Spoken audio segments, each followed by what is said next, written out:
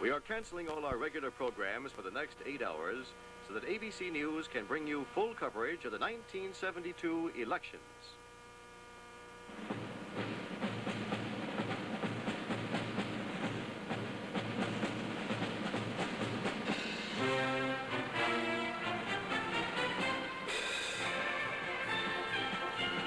ABC News presents complete nationwide coverage of tonight's Election 72.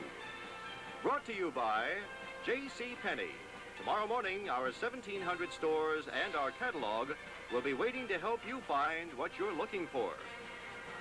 Now from election headquarters in New York, the anchormen of the ABC Evening News, Harry Reasoner and Howard K. Smith. Good evening. Well, at last the long wait is over. Tonight we find out whether the pollsters were right and there's going to be a Nixon landslide. Partly right, he'll win a modest victory, or whether they were wrong and McGovern's going to win. As you can see, we already have some popular votes up on our board, with 1% of the nation's precincts having reported in. Nixon has 66% of the votes counted so far. These come mainly from 3 states, Indiana, Kentucky, and Tennessee, and McGovern 33%. We also have a state result, in the presidential election. In the presidential election in the state of Indiana, Nixon is the winner of Indiana's 13 electoral votes by projection from the result in key precincts. To repeat, Nixon carries Indiana, no surprise. And another no surprise so far in the state of Kentucky in the presidential race. President ABC News projects that Nixon will win that state. With 48% of the precincts reported, actually he has 65% of the vote. He carried it in 1968, but by a much smaller margin, and of course that's because there was George Wallace there. One of the things we'll be doing in tonight's coverage of the elections is to keep a kind of running total of electoral votes. And since Mr. Nixon has won Indiana and Kentucky, according to ABC News projection, he has won 22 of the magic figure of 270. Mr. McGovern has won none and would not be expected to in these early reports, which come from Nixon states. I suppose we should explain what we're talking about when we say projections. I think we'd better, because we're going to be projecting fast and a lot in many states in the next hour and a half to 2 hours. Throughout the evening, we'll use that word projections, and we'll use it in respect to Senate and governor races, as well as projections on how the states vote for the presidency. These determinations are made by political experts at our decision desk. Their goal is speed and accuracy, but with a heavy emphasis on accuracy. As in past elections, our policy tonight will be to wait until the polls are closed in a state before we make any projected results for that state. We'll project the presidential winner whenever the total number of projected electoral votes passes 270, whether all the polls are closed or not. That will happen after 8 o'clock here in the East, when many of the polls will be closed. There's no evidence whatever that projections have any effect on people who've not yet voted, but by waiting until the polls close, we can be absolutely sure we're reporting the results and not influencing them. We will not make projections for the House of Representatives. Those apparent winners will be determined by the raw vote. Now, I would like to call your attention to the presidential race, the raw vote, not the projection. We have projected that Indiana has been won by President Nixon, but here's the way the raw vote looks in the presidential race in Indiana. In the presidential race in Indiana, President Nixon leads, as you can see by the figures there. Only 12% of the precincts are in, but they include our key precincts, which tell us that Nixon's going to win. Now for one close race in the Senate in the state of Kentucky.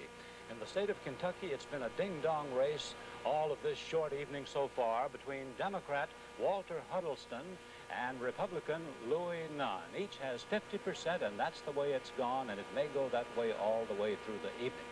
That's one of those Kentucky senator races that you get used to over the years. They seem to, whatever they feel nationally, they always make it close on senator. As might be expected with ABC News projecting President Nixon taking Indiana's presidential votes, the Republican Otis Bowen, a candidate for governor, is also the apparent winner over Democrat Matthew Welch, a former governor in Indiana. He's running ahead by a healthy 18%. ABC News now does predict that Otis Bowen, who is Speaker of the State House of Representatives, not as well known as the man he ran against, but has supported President Nixon's policies, and it's apparently doing him a substantial amount of good. ABC News predicts that's the first governor.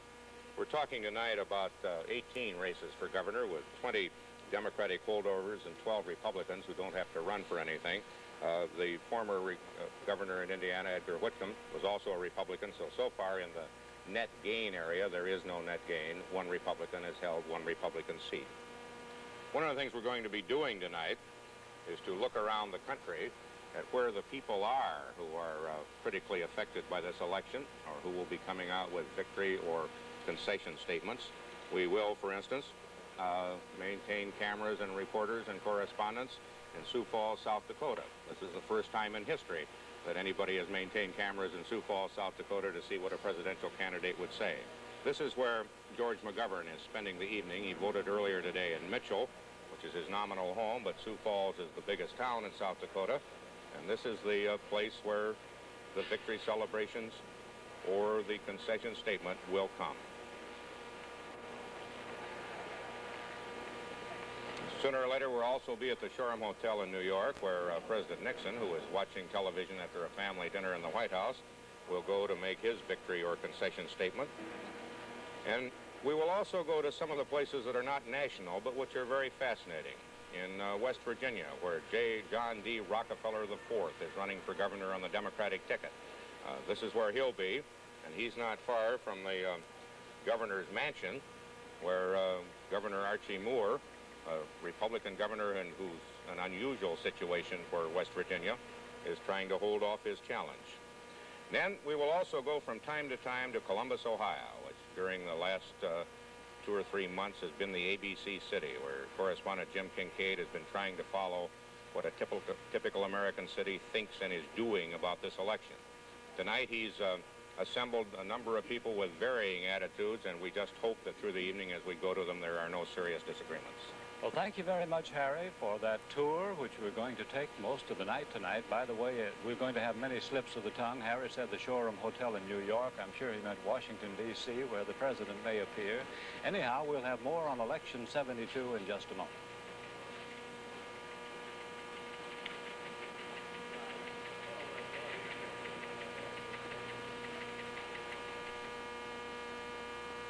This is the new JCPenney washer, built to handle up to 18 pounds of heavy clothes, or to machine wash fabrics you normally wash by hand. Just set the dial to the right wash program. It'll do the rest. And this is the matching dryer, with a choice of temperature settings and a special timer. When it's through, it tells you. All totally simple to use. And the price is our second best deed of the year. Our best deed? That's our guarantee. The kind you've always looked for. No ifs, ands, or buts. No small print.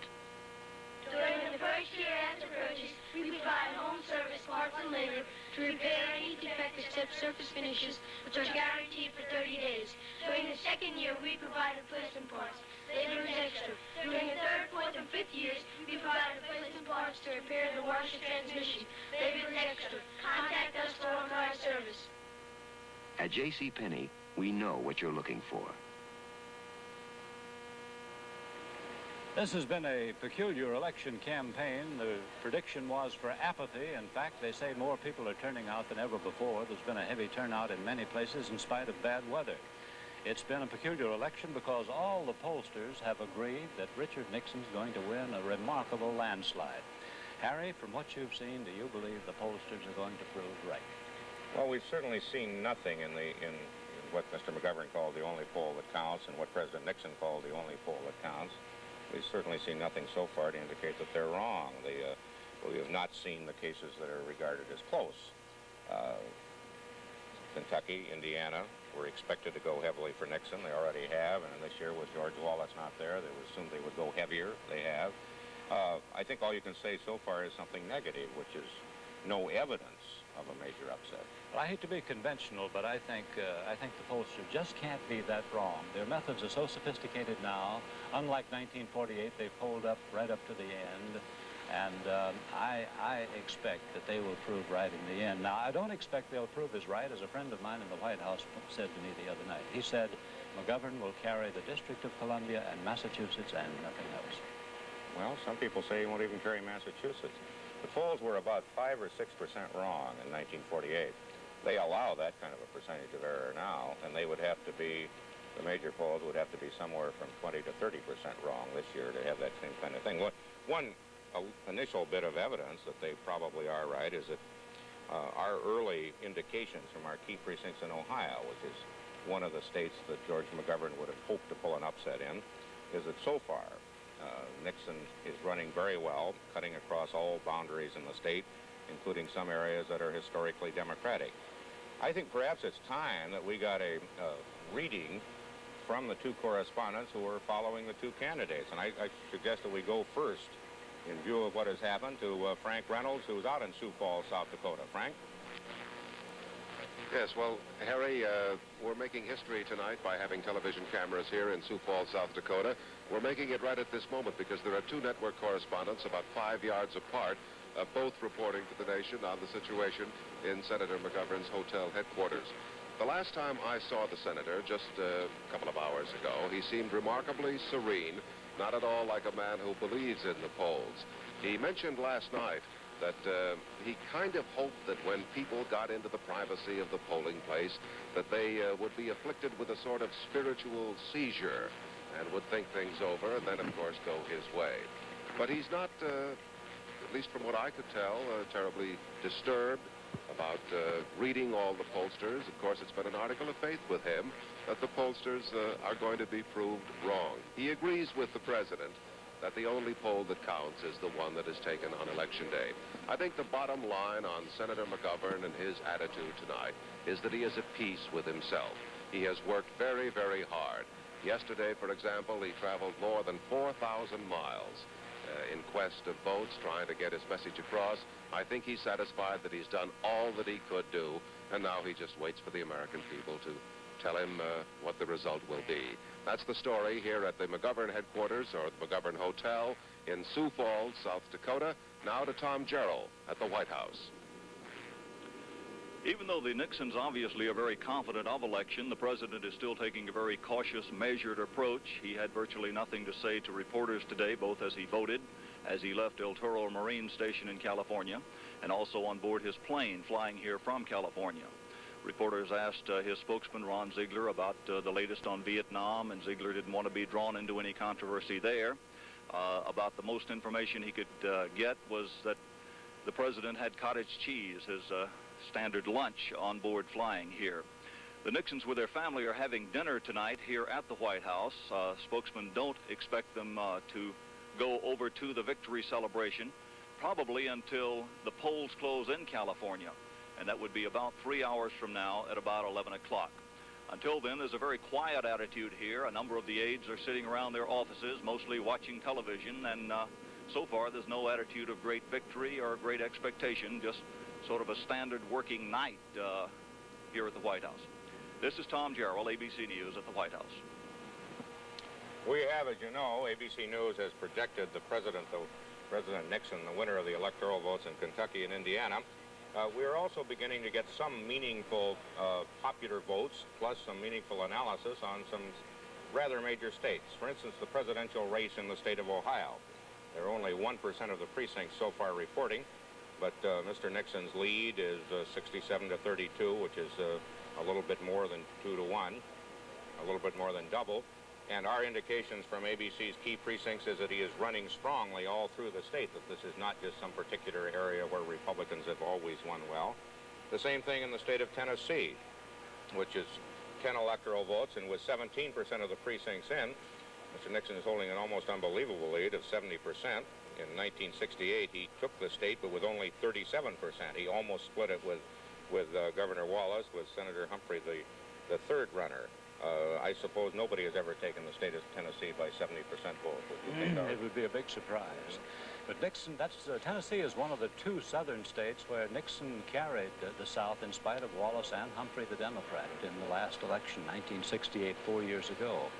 I expect he will carry it quite easily. I suspect that would indicate also something for Howard Baker's success this year, too, that Tennessee, which went Republican in 1970, is maybe swinging that way. But the more important of the two states you mentioned, Ohio, is another one Nixon has always won, and Republicans say they expect to double the majority they got in 1968 in Ohio. Nixon beat Kennedy in Ohio in 1960.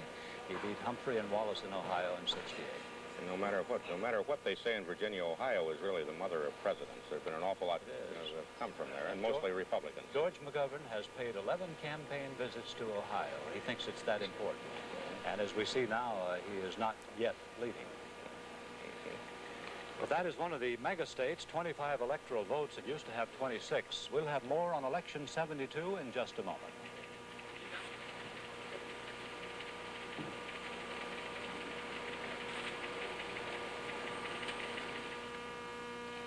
Ford Motor Company and 6,283 Ford and Lincoln Mercury dealers have committed themselves to a common goal: no unhappy owners. And to help reach it, these dealers have made some real improvements in the way they do business. In the service department, for example, you'll find that service work is guaranteed for 90 days or 4,000 miles, whichever comes first. If their repair or replacement fails in normal service during that period, they'll fix it free of charge, parts and labor. And attached to your service bill, there'll be a service report card. Now, you grade the job they do, and it goes right to the dealer himself. And inside your car, you'll find one of these. It's signed by the man who actually did the work. If you own a Ford, Mercury, or Lincoln, that's something to think about. And if you don't, then it is really something to think about. The goal is no unhappy owners. They really mean it. I'd like to prove it to you.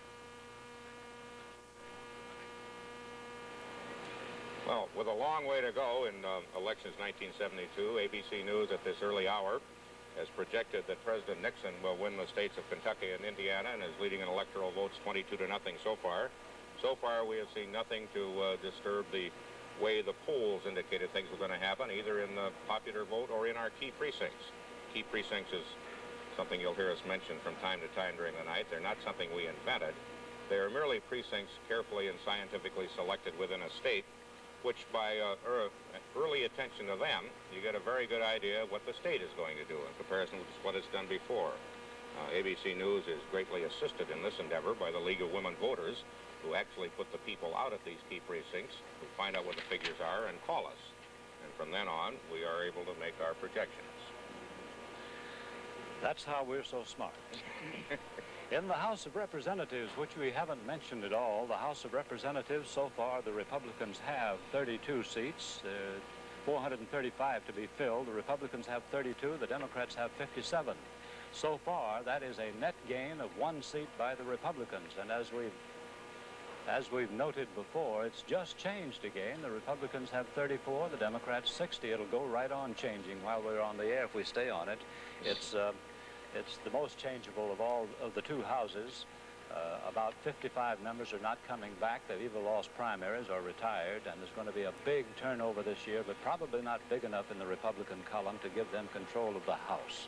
We want to go to ABC's election city, a city we chose in the heartland of America as being fairly typical, where we could sound out the feelings of voters throughout the campaign. That's Columbus, Ohio, and here is Jim Kincaid.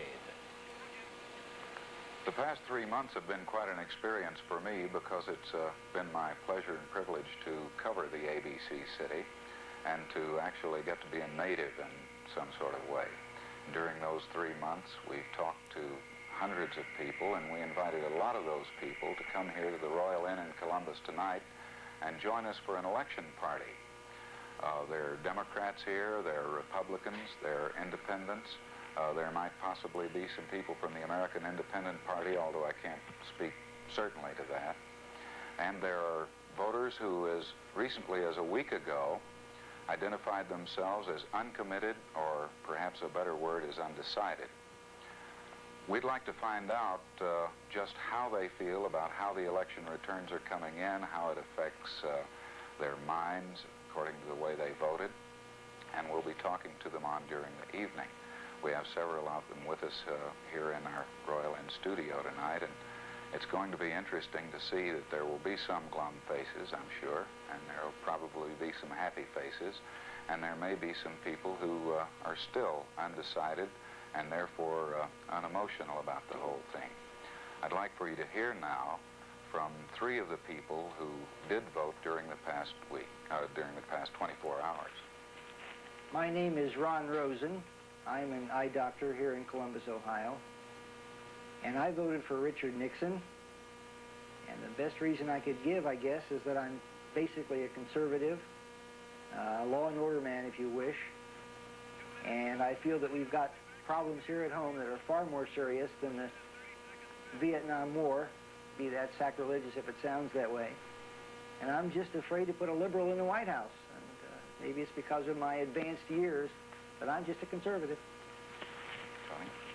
My name's Tony King, and I'm a student and part-time secretary, and I voted for Senator George McGovern because I believe of the two candidates, he offers the best policies for the American people. Very quickly. My name is Lawrence Gill. I'm an optometrist in Columbus, Ohio here, and I voted for George McGovern. I think I may have had better defense if I voted for Richard Nixon, but when I went into the voting booth, I voted my conscience. Those are three voters. At least two of them were undecided as recently as just a few days ago when I talked to them. Perhaps later in the evening we'll find out just why. That's it from ABC's Election City. Harry, I think this is the time to remind people there are about 13 presidential candidates. I think you can see 4 of them on this board we have here. President Nixon, George McGovern, John Schmitz, the AIP candidate, and Dr. Spock from the left of center. Neither of the other two nor any of the other 7 or whatever it would be seem to be at the moment any real threat. I guess it's been, as opposed to 1968, this is not a third-party thing. We do have an additional projection. ABC News projects that President Nixon will take Mississippi and its 7 electoral votes, which will give him a total now of 29 electoral votes to none for Senator McGovern. This, again, is nothing that was a surprise. Mississippi this year is very definitely Nixon country. And that's the national election story at 22 minutes after the hour.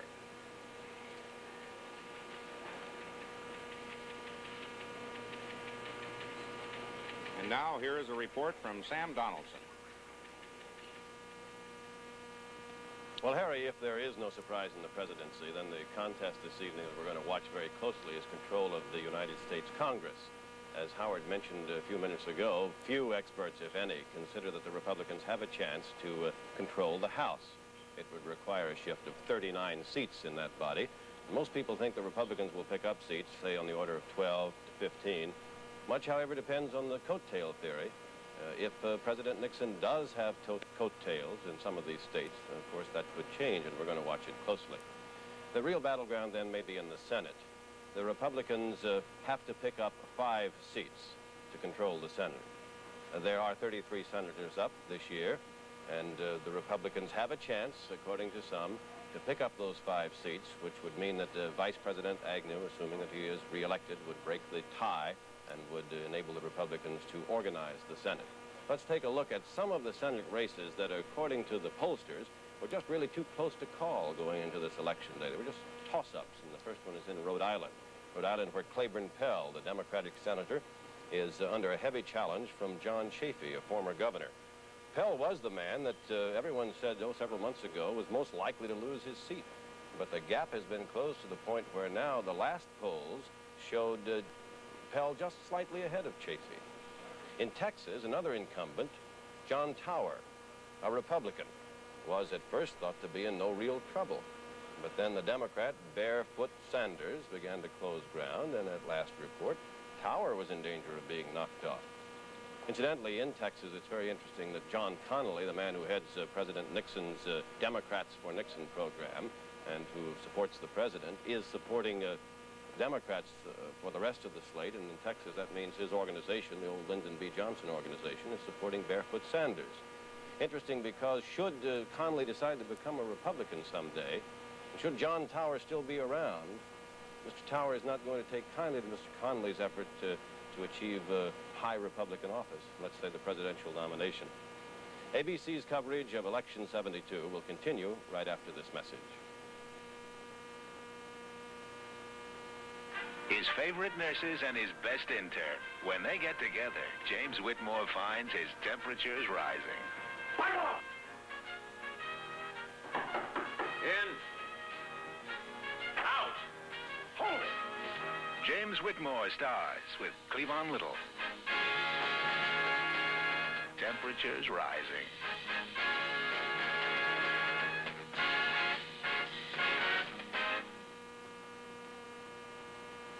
at least wait. What's going on here? Oh, Dr. Welby, thank goodness. What do you think you're doing? We're here to help people. Dr. Welby, would you inform your nurse that nobody dies of a broken heart? My God, Mal, how can you be so cruel, so selfish? Oh, please spare me the self-pity. You made it. Robert Young and James Brolin star in Marcus Welby, M.D. A young mother attempts suicide after learning she has cancer next Tuesday on ABC. Let's go on now and take a look at some of the other Senate races, which the experts thought were too close to call going in today, the real battleground for Republican control of the Senate. First in Kentucky, where a former governor, Louis Nunn, a Republican, is facing Walter D. Huddleston. And that is the Kentucky breakdown right now, with 64% of the precincts coming in. And as you see, it is very close, with Huddleston slightly in the lead. In North Carolina, the race is between Jesse Helms, a conservative, the Republican, and Nick Galifianakis. Galifianakis is the Democrat who knocked off B. Everett Jordan, the longtime holder of that Senate seat from North Carolina. We have no returns yet, of course, from North Carolina. In Oklahoma, it's another tight one, according to the experts, with no returns in. Ed Edmondson, the Democrat, a member of the House of Representatives, versus Dewey Bartlett, a former Republican governor. When Edmondson said he was going to run for the Senate, that was enough to cause Fred Harris, the man who now holds the seat, to announce that he was going to retire on the theory that he couldn't beat Edmondson in the primary. But now Edmondson is in trouble of being challenged by Bartlett. In South Dakota, the race is between James Aberesk, a Democratic member of the U.S. House of Representatives, and Robert Hirsch, his Republican challenger. Nothing, of course, yet from Senator McGovern's home state. The polls have not closed there. In Idaho, another close one, according to the pollsters. James McClure, a Republican, a member of the House of Representatives, U.S. House, versus William Davis. And those percentages that you see now obviously are wrong, since we have no precincts reporting yet from Idaho. In New Mexico, another tight race was forecast. Pete Domenici, a Republican from Albuquerque, who used to be the city manager there, versus Jack Daniels, an insurance salesman from Hobbs, New Mexico. Daniels is a very wealthy man, apparently over $1 million by his own estimate, his net worth. And he's running against Domenici in what at once was thought to be a seat the Republicans could pick up. Clinton Anderson is retiring. He served for 4 terms as a Democratic member of the U.S. Senate from New Mexico, but he's ailing and he's retiring. We have a projection now.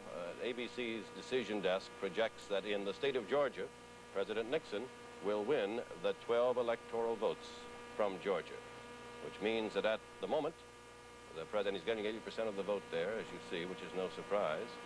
At the moment, the president has 41 electoral votes total, as far as our ABC projections go here in New York tonight. Our projections helped out, of course, by the League of Women Voters and their members who have fanned out across the country in the key precincts to help us bring you accurate and fast information on these states. Going back to Georgia, there is a Senate race there. The size of the president's margin is interesting. We're going to have to look for a coattail effect and see if it helps in Georgia. Helps Fletcher Thompson, the Republican, running against a man named Sam Nunn, not to be confused with Louis Nunn from Kentucky. Maybe Thompson could be pulled in as a Republican from Georgia if the president's coattails are large enough. We'll be back with more of ABC's Election 72 coverage following station identification.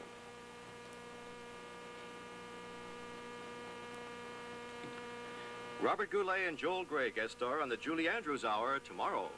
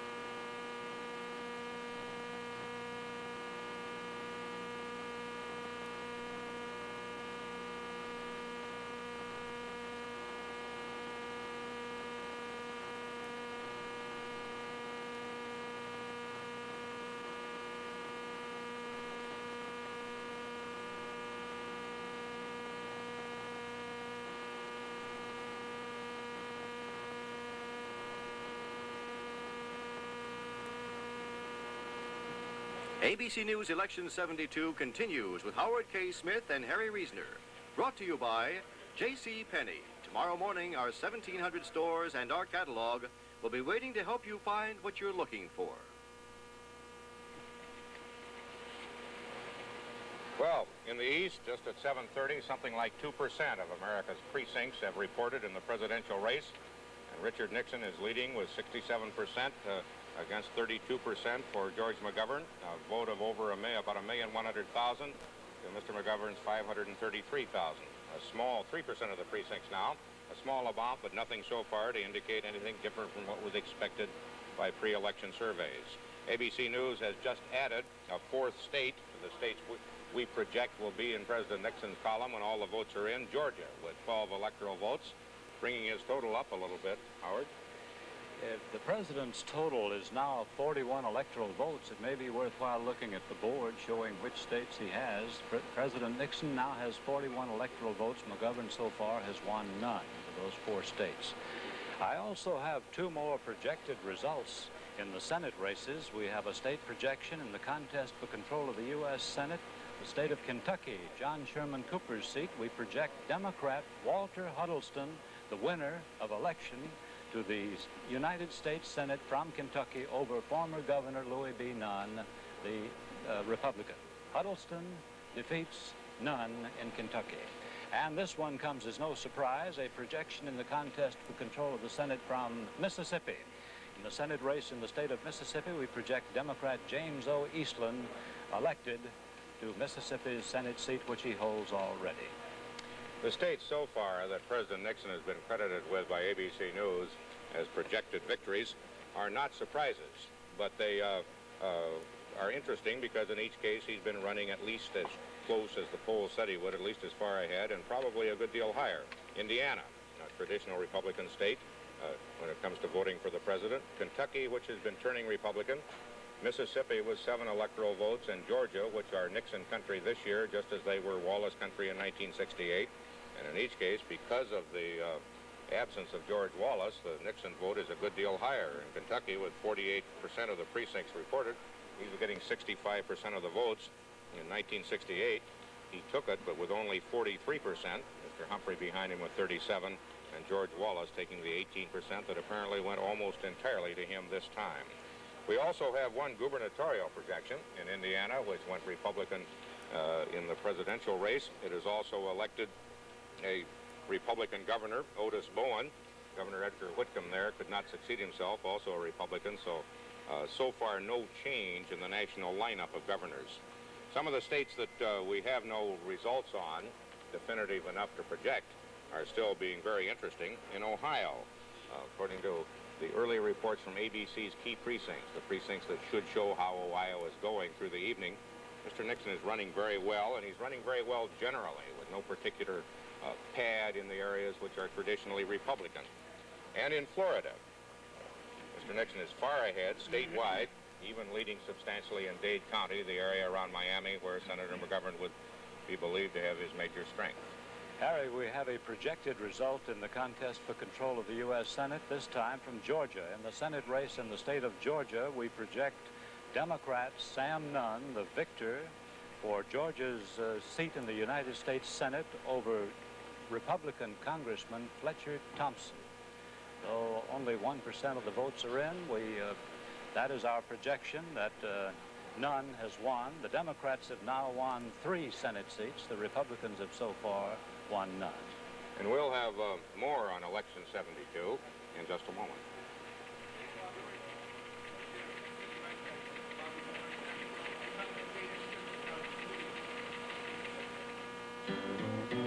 If you're looking for a way to say who you are for the holidays, we'll help you show who you are.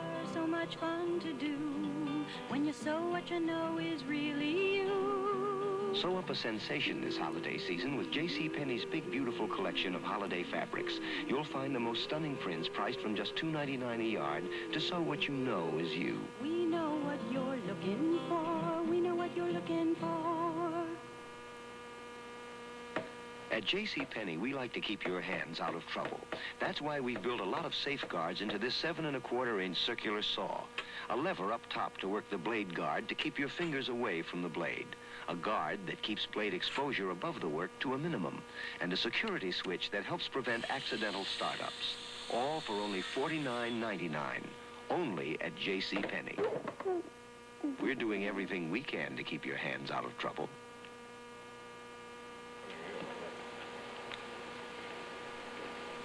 Well, at 7:36 in the East, 3% of the precincts in the United States, President Nixon holding a 67 to 32% lead.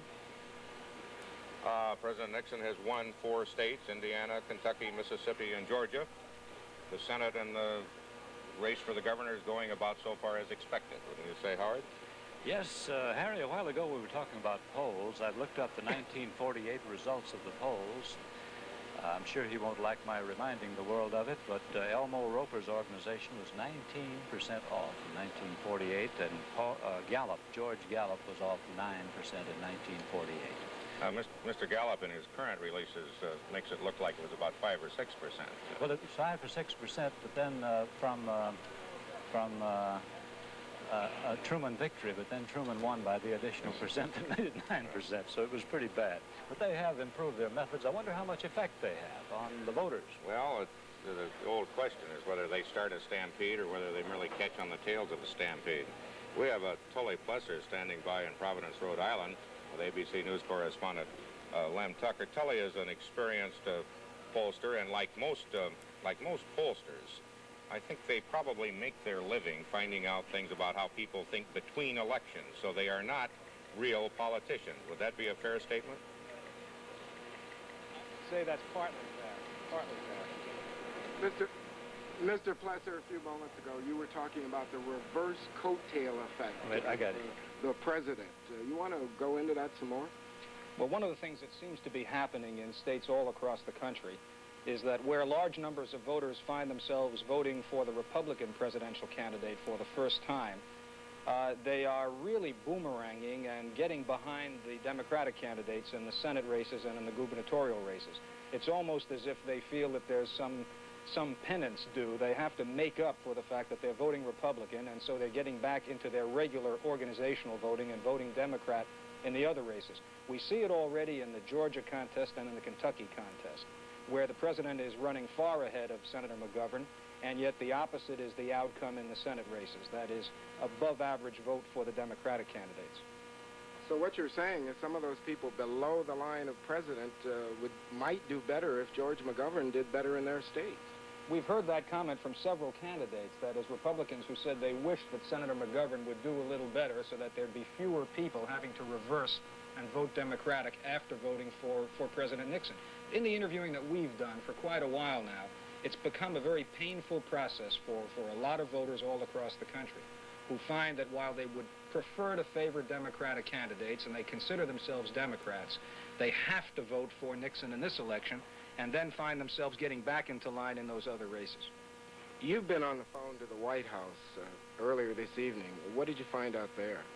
Well, with a certain amount of guarded comment, I would say that the above-average turnout seems to be favorable to the president in this race. That is, that in many states, including Alabama, larger numbers of voters turning out at the polls than most people had expected, and this seems to be benefiting the president in those races. Is the White House surprised at this reverse coattail effect? I would doubt it. I think that the professional polling people all over the country have been measuring this particular idea for several months now. That is, seeing contests that should have been really in favor of Republican Senate candidates and gubernatorial candidates running neck and neck right to the wire. And the reason for it, the only explanation for it we see so far, is it's this boomerang effect or the lack of the Nixon coattail. Mr. Plesser, are you still sticking by your earlier polls about what's going to happen in the presidential race tonight?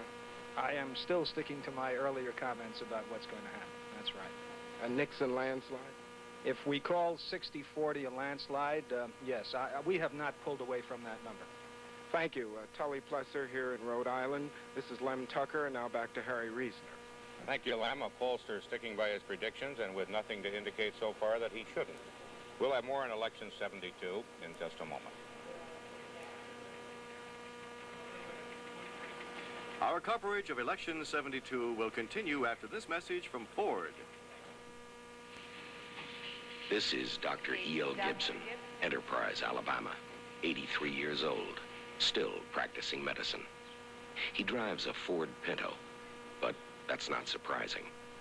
Doc Gibson started out in a rugged, reliable Ford car over half a century ago. First car I owned was a Ford Model T, like that one there. Used it to make my house calls. That car took some licking, but it got me where I had to get. It's that same kind of car we had in mind when we built today's Ford Pinto, to stand up to rough roads, to take the worry out of the mud. We built Ford Pinto to be a rugged, reliable, basic car, just like the one Doc Gibson started out with 60 years ago. When you get back to basics, you get back to Ford. Pinto for $73 at your Ford dealers. Well, to sum up, there have been 3 projected Senate results so far in the 33 Senate contest tonight.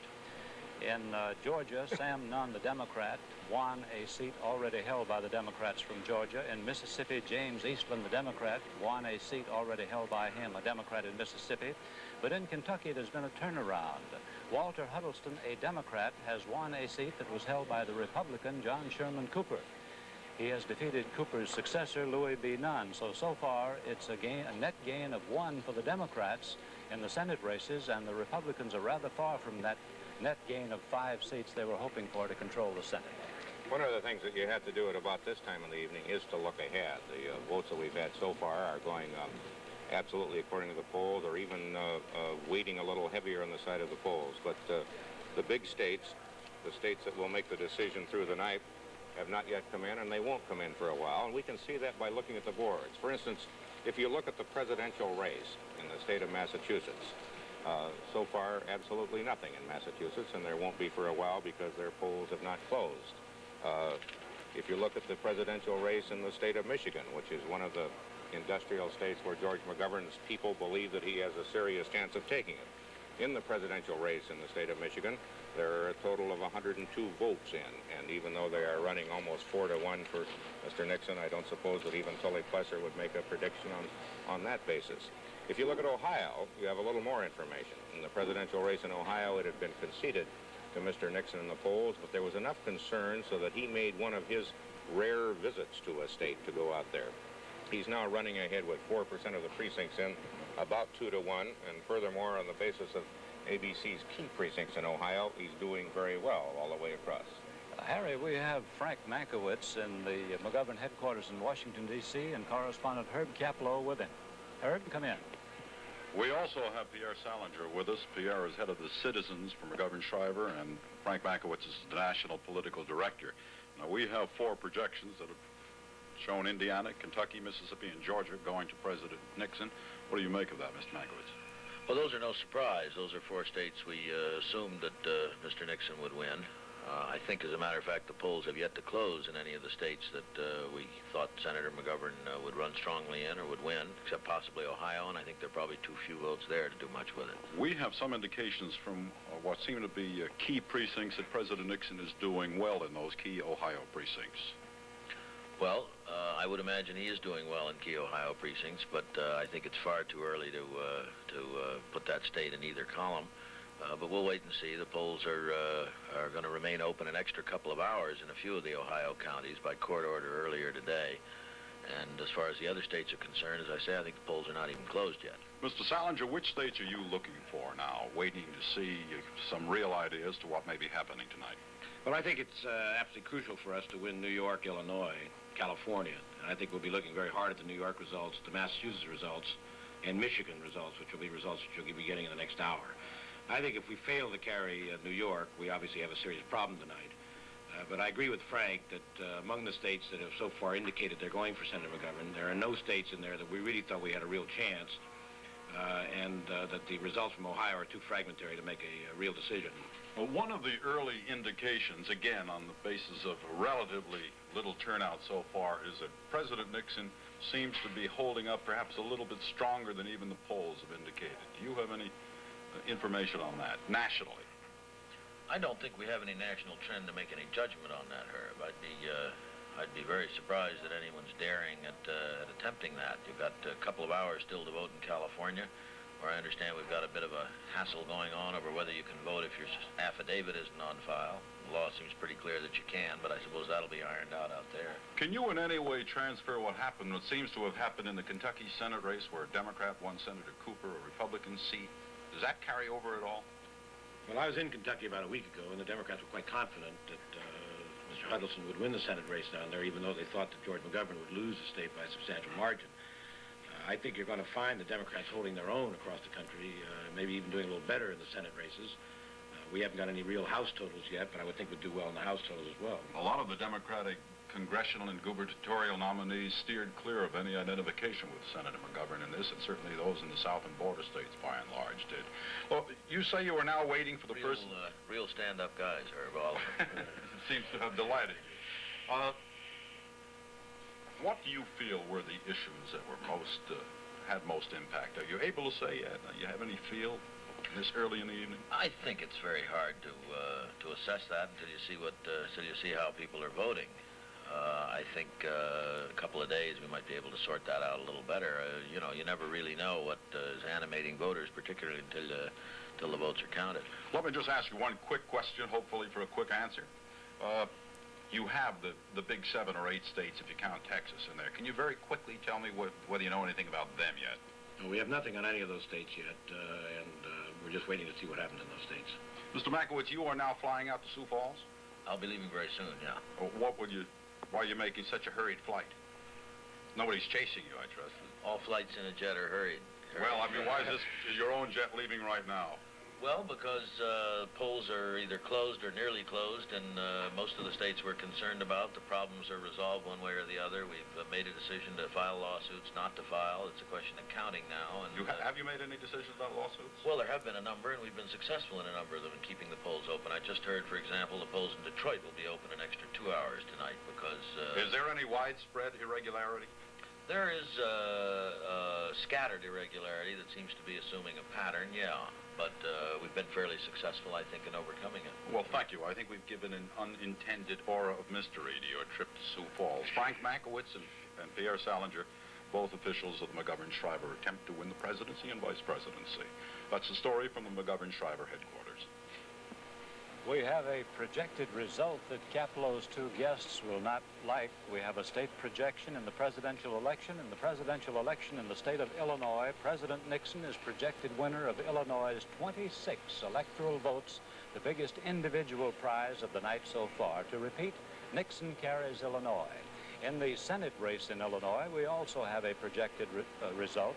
In the Senate race in Illinois, we project Republican Charles Percy will retain his seat in his contest against Congressman Roman Puczynski, Democrat. Percy beats Puczynski. Along with the result in Illinois, which is a surprise and is not a surprise, but is one of the major states that McGovern had hoped for reversal of the polls in, we have one of the certain states. South Carolina is now projected to be in the Nixon column with its 8 electoral votes, giving President Nixon so far now 75 electoral votes on his way to the 270, and with none so far for Senator McGovern. Harry, let's take a look at the recap board for the electoral vote, which is the one that counts. Popular vote is popular, but electoral vote counts. President Nixon now has 75 electoral votes so far. Senator McGovern has nothing. President Nixon needs, in other words, 195 more electoral votes to win. I have another projection in a contest for control of the U.S. Senate race in the state of South Carolina. Strom Thurmond wins election to South Carolina's seat in the U.S. Senate, re-election to it over Eugene Nick Ziegler, the Democratic candidate. How startled are you by that, Howard? I don't know. A little. You know, Ziegler was picking up black votes, and he got a George Wallace endorsement, so I thought he might do better than that. I don't think, however, we would outlive Strom Thurmond in the U.S. Senate. We have a projection in the presidential election. Nixon is projected winner of Virginia's 12 electoral votes. Nixon carries Virginia as he did in '60, as he did in 1968. That is no surprise, but that adds to his total. And we'll have more on Election 72 in just a moment.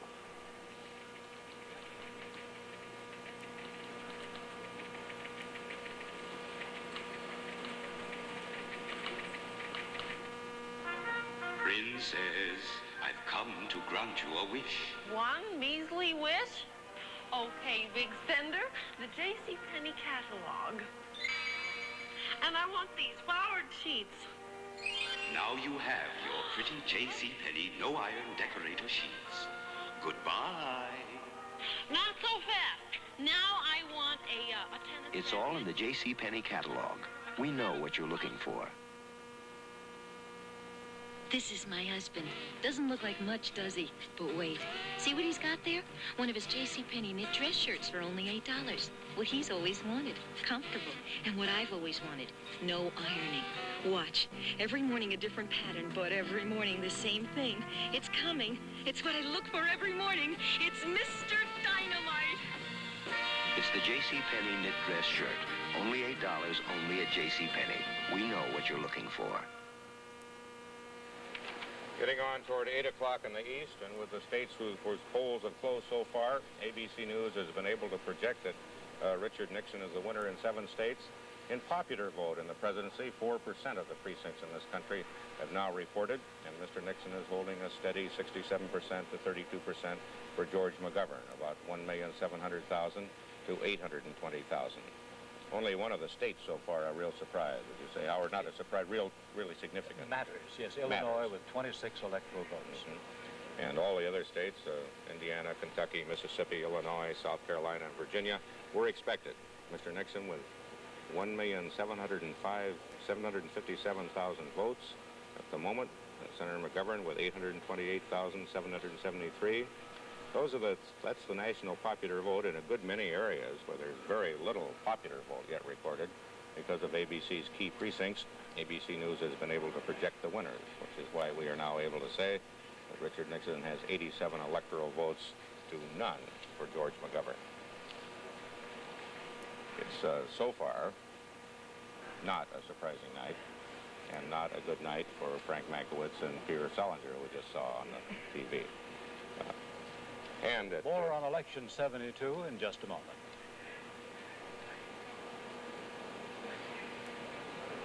And now here's a report from Sam Donaldson. Howard, I couldn't help thinking when I was watching Pierre Salinger and Frank Mankiewicz that the nation was first introduced to those two gentlemen when they were both press secretaries for someone else. Salinger, of course, for President John F. Kennedy. I remember that the press corps challenged Salinger to a 50-mile hike, a fitness test. I thought that was a great idea. Salinger backed out. Now, 10 years later, I know why. I think it's a silly idea. Mankiewicz first burst on the nation, I suppose, in a very, very awful way. Not awful from the standpoint of any of his doing.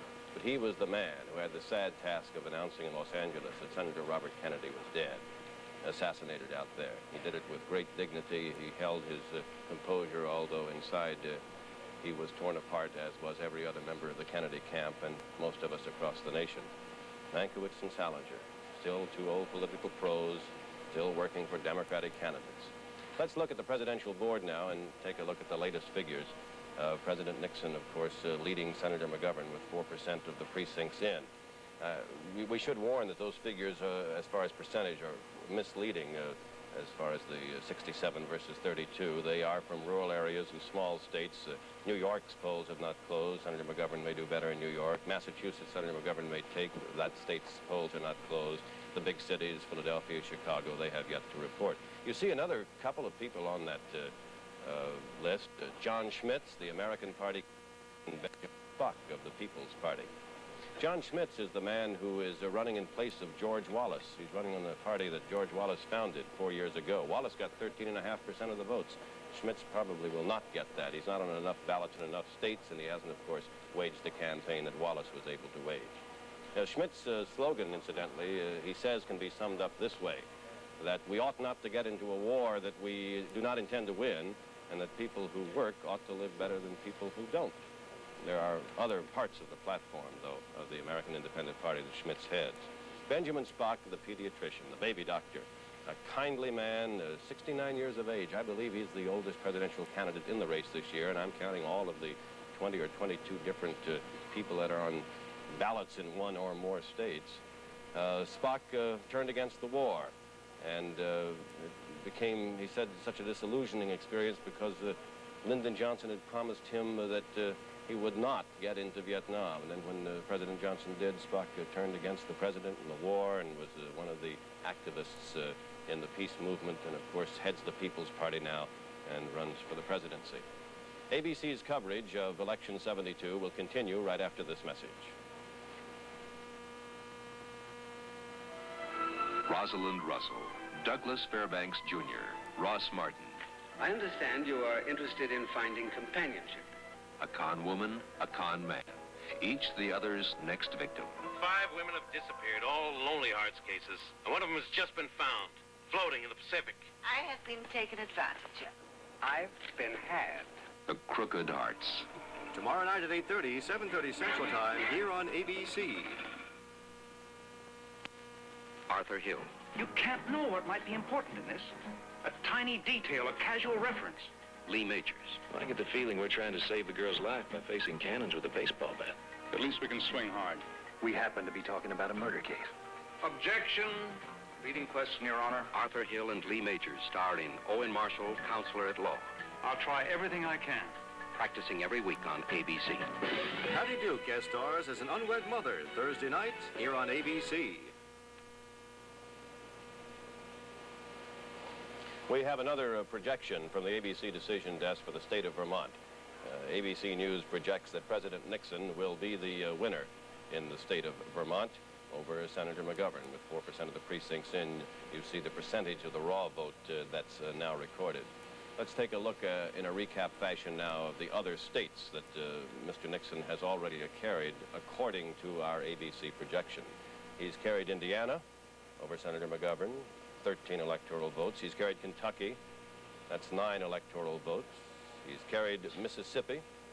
That's 7 electoral votes in Mississippi over Senator McGovern. The president has also in the South carried Georgia, 12 electoral votes. He has carried Illinois, according to our key precincts and our ABC projection desk, 26 electoral votes. South Carolina, the president has carried for re-election by a very large margin, and Strom Thurmond, the incumbent senator, Republican there, should have no trouble. We've already projected that he's the winner. In Virginia, the president has carried Virginia with 12 electoral votes.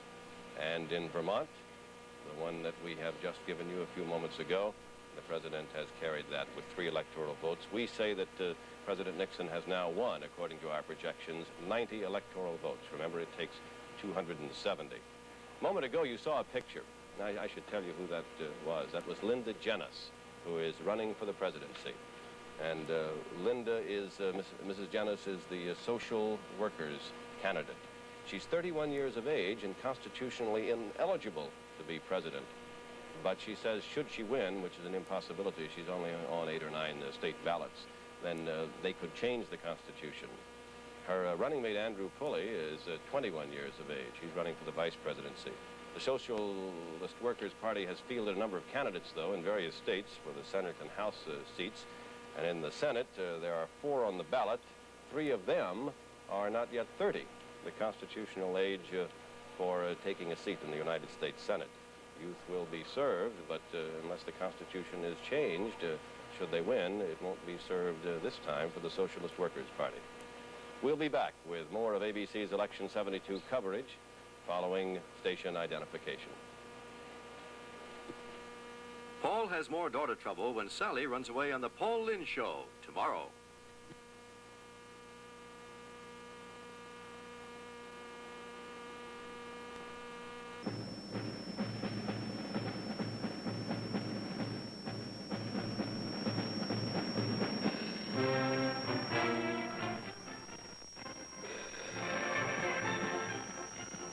ABC News presents complete nationwide coverage of tonight's Election 72. Brought to you by Ford and your Ford dealers. See all the better ideas for 73 at your Ford dealers. Now from election headquarters in New York, the anchormen of the ABC Evening News, Harry Reasoner and Howard K. Smith. I think we should remind you that you can still vote in most of the states of the Union if you go and hurry. It's not too late to vote, even though we're giving results in those states where polls have closed. I would like to show you what the popular vote looks like now. With some 5% of the nation's precincts in, Richard Nixon leads with 67% of the vote, rather higher than his highest last Gallup poll, which was 61% today. McGovern, 32%. We have a state projection in that presidential election. In the presidential election in the state of Vermont, Nixon is projected winner of Vermont's 3 electoral votes. No surprise, Vermont's voted Democratic only once in 100 years. Repeating, Nixon carries Vermont. We have 2 other projections in the presidential race, Howard, and one of them is a key state, Florida, with 17 electoral votes. ABC News now projects will be in President Nixon's column. He's running with 22% of the precinct reporting. He's running with about 75% of the vote, as opposed to the 41% of the vote he got in Florida in 1968 when George Wallace was in it. ABC News also projects in the presidential race in Alabama that Richard Nixon will be the winner, with 6% of the precincts in, with enough of our key precincts in so that we can see how it's going. He's running with 79% of the vote in 1968 in Alabama. In George Wallace's home state, he got 14% of the vote. This year, Governor Wallace, of course, as I presume, watching the results, somewhat continual discomfort that he has in the governor's mansion in Montgomery, not an active candidate, nominal endorsement of a number of Democrats, but not touching at all on the presidency. That gives President Nixon, according to my figures, something like 116 total electoral votes on the way to the 270 that he needs. He has taken out so far all of the states that he was expected to, and Illinois, which was somewhat in doubt. Harry, we have a projection in the contest for control of the United States Senate. The Democrats win another one. In the Senate race in the state of Alabama, we project Democratic incumbent veteran Senator John J. Sparkman retains his seat in the Senate, defeating the Republican challenger Winton Blunt, the last Postmaster General in Nixon's cabinet. So Sparkman carries Alabama. The clearest case yet, I suppose, of the ticket splitting that we expect tonight, where Alabama goes 80% for President Nixon, but rejects his former Postmaster General. It's something you said that indicates a new sophistication in the United States, this ability to split tickets and learn how to use voting machines. But it does not. It does give any party a problem. You wonder when, again, any party will take control of the Congress in any way that's meaningful. Here's another projection. The party in control of the Senate is staying in control of the Senate so far. In the Senate race in the state of West Virginia, as expected, Democrat Jennings Randolph, who's served 3 terms already, wins re-election to the Senate over Republican Louise Leonard. This was very, very much expected. One of the cases where the party is winning 2 races within a state is Illinois, where ABC News projects President Nixon the winner, and also projects Charles Percy, the incumbent senator, the winner. He's at our studios in Chicago with ABC's John Drury. Senator Percy, as you know, ABC has projected you the winner in this race, giving you 53% of the vote, and Paczynski 47%. That is not the margin that the polls have been giving you. I think I'd be disappointed if that was the margin that I had. I'd be very pleased if I exceeded the margin that I had in 1966 running against Paul Douglas, but I think any less than that would be disappointing. Well, you're looking for something over 423,000 votes then. That's right. Of course, everyone's been talking to you ever since the Republican convention about your future on a national ticket in the Republican Party, and speculation, of course, is again here this evening. What are your plans about national politics? Speculation is unfounded. I have no plans other than to serve in the Senate for the next 6 years. Some look to you as the liberal alternative to Vice President Spiro Agnew on the top of the ticket. I think there are a great many candidates inside the Republican Party. I can look to my good friend Bob Taft in Ohio, who's done an outstanding job, Howard Baker in Tennessee, any number of colleagues across the country. I'm very proud of the quality of the men that we have now in the governorships, in the Senate, and the House on the Republican side. Senator Percy, can you hear me? Yes, I can. Senator Percy, do you think you've come into conflict with President Nixon on several issues, one very recently, I recall. Do you think that your voice will carry greater weight now that you're going to be a second-term senator at the White House? Well, I've had some differences with the administration, but as you know, I enthusiastically supported the president. I will be releasing a statement very soon congratulating him, and I hope that the same bold, creative innovativeness that he has shown in foreign policy can now be directed toward our domestic problems and the nation build here at home. And I think in that respect, he will seek the support of all Republicans in the House and the Senate. Senator Percy, this is Harry Reasoner. You've gotten it both ways from Republican presidential candidates now. Senator Goldwater in 1964 presumably helped you lose your first try at statewide office, and now you and President Nixon are both doing very well. What, apart from saying which way do you like it better, I won't do that, what happens now with an automatic lame duck president to a senator who has won by a large margin? Well, I must say, the taste of victory is, if we have that, and it's much too early to tell yet, but is much sweeter than defeat. But I must say, it's hard for us to determine what's best for us. I enjoyed running for the governorship. I was sorry when I lost. From the other standpoint, I think we have an outstanding governor in Governor Ogilvy, and I've enjoyed the United States Senate immensely. Senator, I want to ask you a very difficult question, and that is, whom do you favor in the gubernatorial race in the state of West Virginia? The Republican candidate or your son-in-law? Officially, I am, of course, neutral, but sentiment and heart and my deep admiration for my son-in-law and my love for my daughter, I should leave it to you to decide where my sentiments are right now and my emotions. Thanks very much, Senator Percy and John Drury. We'll have more on Election 72 in just a moment.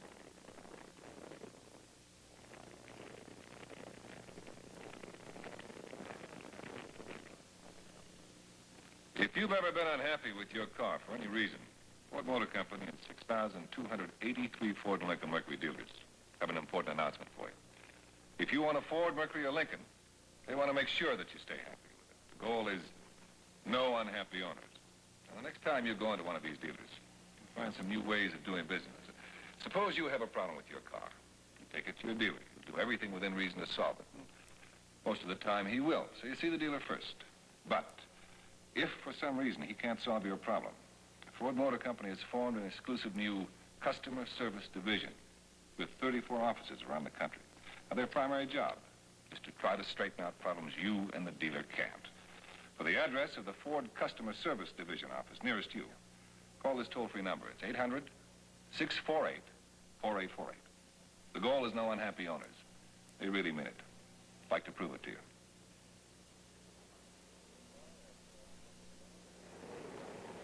So far, at roughly 10 minutes after 8 in the East, the election is going about the way the polls thought it would. President Nixon running ahead in popular vote about 2-1.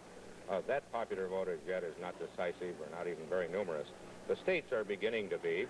Mr. Nixon has now taken 10 states, according to ABC projections. We know enough either from their popular vote or from our key precincts to project him the winner in Indiana with 13, Kentucky with 9, Mississippi, Georgia, Illinois, a major state, South Carolina, Virginia, Vermont, Florida, and Alabama, for a total of 116 electoral votes. And I think there may be another one coming up in just a moment. Harry, we've been getting results so fast we haven't had a chance to look ahead. I think we ought to take a look at some of the states where decisions will come soon. The state of West Virginia, one of the most democratic states in the Union in the presidential race. There, Nixon hopes to upset a long Democratic trend, and indeed, Nixon is projected to be the winner in West Virginia at this moment by results from key precincts that ABC has maintained. Nixon carries one of the most democratic states in the Union, West Virginia, which he's never carried before. The state went to Kennedy in 1960, went to Humphrey in 1968. Well, in the Senate races that we were talking about, there have been 7 Senate races so far, 6 of them won by Democrats, 5 won by Democrats, 2 by Republicans. Only 2 really come as close races, which ended in favor of the Democrats and might have gone Republican. Kentucky, there's the scoreboard now. The Democrats have won 5, Republicans 2, a net gain for the Democrats. That net gain is the state of Kentucky, where the Democrats had won the state that used to be held by the prestigious Republican Senator John Sherman Cooper. But that race, which was won by Walter Huddleston, and the race in Georgia won by Sam Nunn with a really close ones. In Washington at the Shoreham Hotel, as you so kindly explained, that's where the Shoreham is ABC's David Shoemaker. He has with him Clark McGregor, the chairman of the committee to re-elect the president, who, for reasons I think are fairly clear, is smiling. Now, David? As you say, this man sitting next to me is a terribly nervous, worried Clark McGregor, but I think Mr. McGregor looks like you're holding on. Well, we're very encouraged. We're running somewhat better than we thought we would, and the thing that pleases us most is that in urban areas like Cleveland, Cuyahoga County, Mayor Ralph Perk said that the president's running ahead of any projections. And we're very excited about that because it means that the president is going to have a very strong base of support in American urban areas for the next 4 years. Well, do you see any clouds at all out there on the horizon? None that I'm able to discern now, but the evening is young. Well, do you think this is a personal victory rather than a party victory? It's personal in the sense that the president's programs are well understood and perceived by the American people, and the American people have given a strong vote of support for the philosophy, the ideas, the programs, the hopes, and the ideals of Richard Nixon. But it's not party? Well, insofar as Richard Nixon is the finest exponent of the basic philosophy of the Republican Party, yes, it's a party victory. If Republican candidates for the Senate and the House have not been as successful as the president, that means that they haven't been as articulate in developing basic Republican philosophy. What do you think as you talk upstairs about the outlook now for the Senate? Well, we don't have any returns from South Dakota or Idaho as yet. We have nothing from New Mexico or Oklahoma. It's too early to call the Senate. Mr. McGregor, as you went through this campaign, what was the worst you ever thought you'd do? How many states?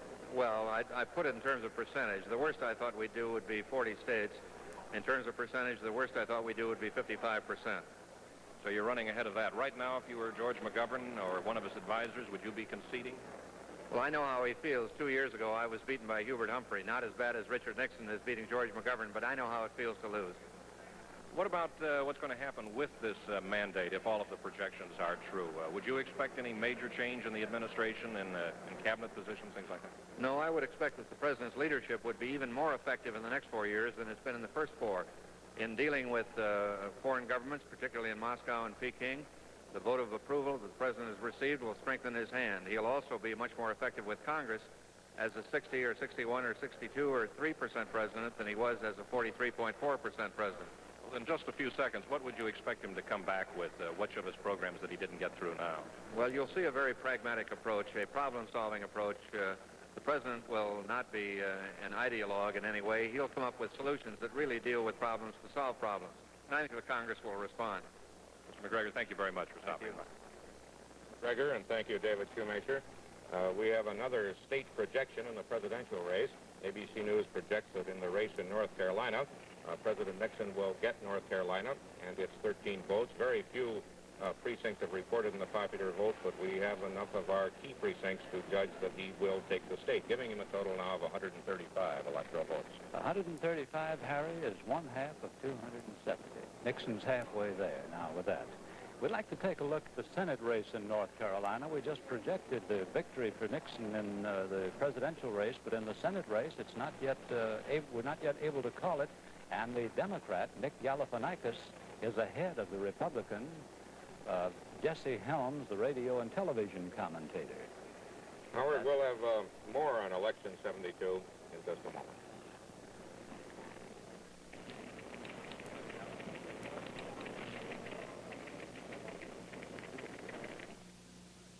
When my wife was looking for cookware, you should have heard what went on around this house. Her mother calls up and says, "Don't get anything too heavy, dear. You'll be sorry." My mother, the good cook, says, "Take it from me. Cast aluminum is best. Every day, something else. Will it go in a dishwasher? Square pans hold more, you know. Be sure you like the way it looks." "No," my mother says, "what matters is the way it cooks." Pretty soon, she didn't know what she was looking for. Then she saw J.C. Penney cookware. It had everything. She bought it, and she took my advice.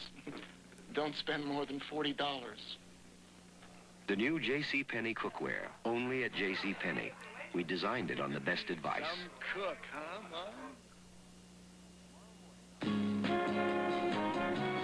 Tomorrow morning, our 1,700 J.C. stores and our catalog will be waiting to help you find what you're looking for.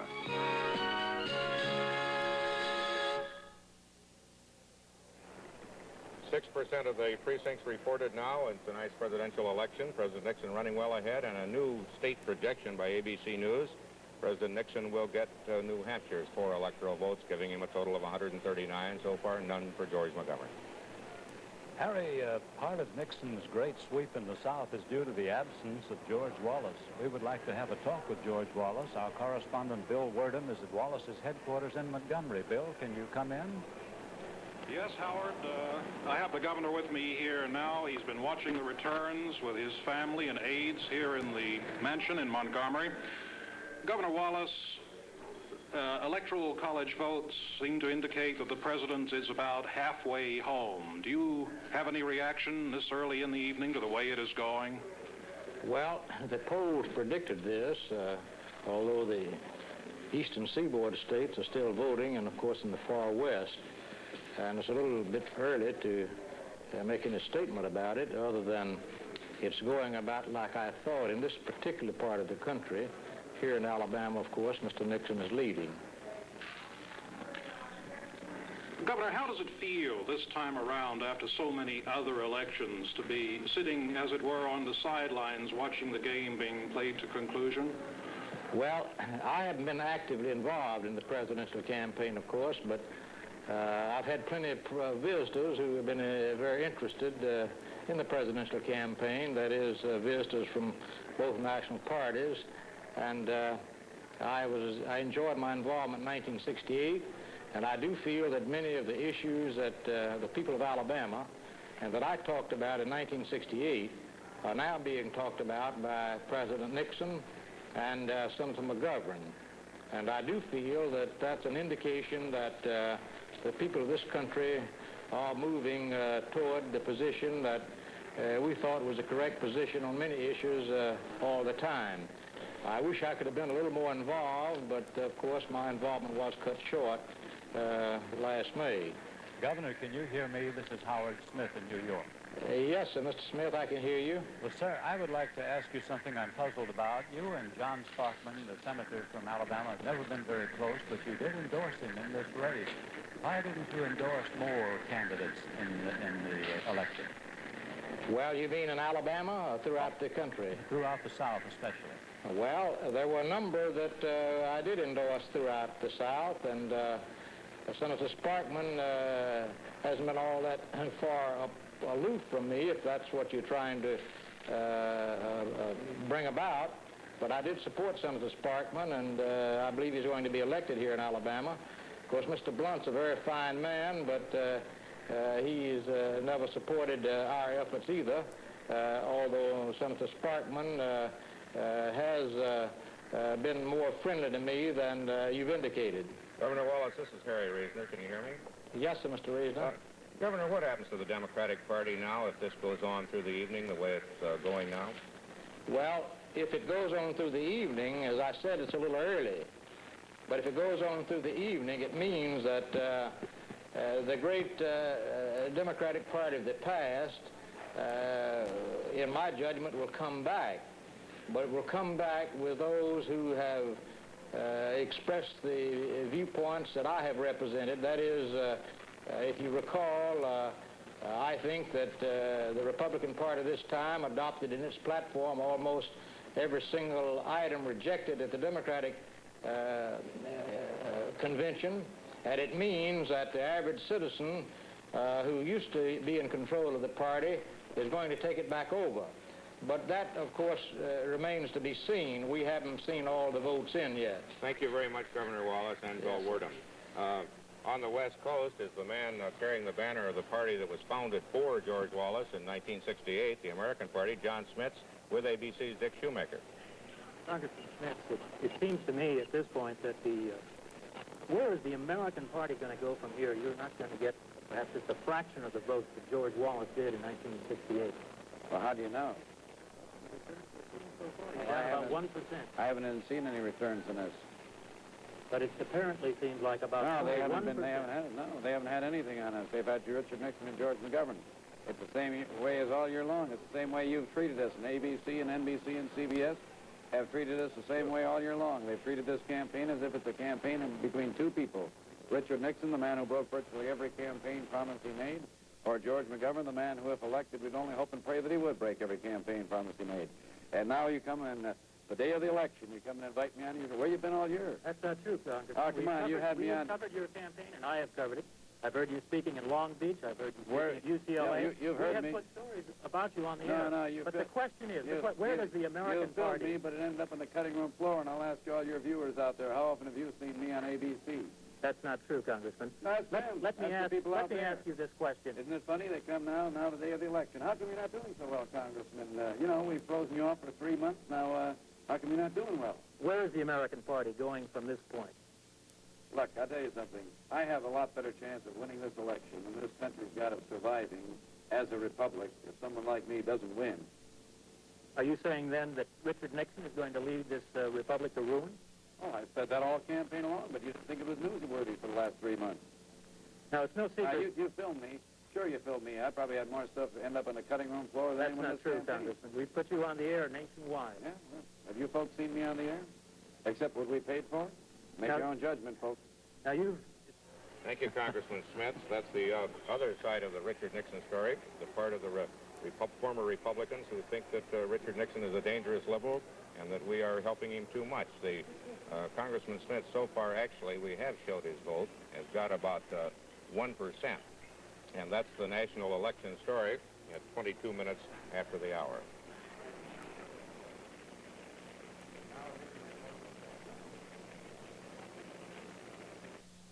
Harry, we have a projection now from the District of Columbia in the presidential race. Absolutely no surprise that in the District of Columbia, ABC News projects that George McGovern has won that those three electoral votes. Those are the first three that we have projected for Senator McGovern this evening. The District of Columbia, of course, has gone Democratic since time immemorial. There are 18 governor's chairs up this time. Governors are not having an easy time of it these days, and one of the principal reasons is taxes. There is a taxpayers' revolt of sorts in almost every state in this country, and taxes may not have turned out to be one of the dividing issues in the presidential race this year, but it certainly is in some of the governor's races. Let's take a look at some of the races in the east and along the Atlantic seaboard, beginning with Delaware, where Governor Russell Peterson, the incumbent Republican, is being challenged by Sherman Tribbett. Peterson ahead with 1% of the precinct reporting. Peterson promised at first that he wouldn't raise taxes, but then discovered that he had to press for a tax increase, and Tribbett, of course, has used that as a campaign issue. In New Hampshire, the Republican incumbent lost in the primary, Walter Peterson. Again, taxes. The people who are challenging him in New Hampshire, Roger Crowley, a Democrat, and Meldrin Thompson, the Republican. Malcolm McLean, the mayor of Concord, is an independent. There you see with 6% of the precincts reporting what the votes are. Again, taxes the issue. In Rhode Island, the race for the governor's chair is between Herbert DeSimone and Philip Noel. DeSimone, a Republican. Taxes, once again, a big issue there. We have yet to hear from Rhode Island. In Vermont, we have two people who used to hold positions in the state house. Thomas Salmon, a Democrat, and Luther Hackett, a Republican, trying for the governorship. Hackett was the majority leader of the House at one time. Salmon was the minority leader of the House. As one wag put it, two has-beens are trying to become governor. That may be unkind and unfair. One of them, of course, will make it in Vermont. Those are just some of the governor's seats up tonight, and we'll take a look at some more in just a few moments. ABC's coverage of Election 72 will continue right after this message.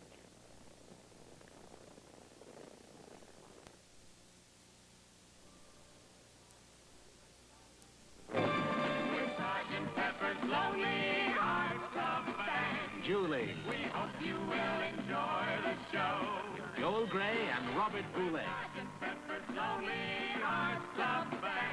Just a cabaret on show.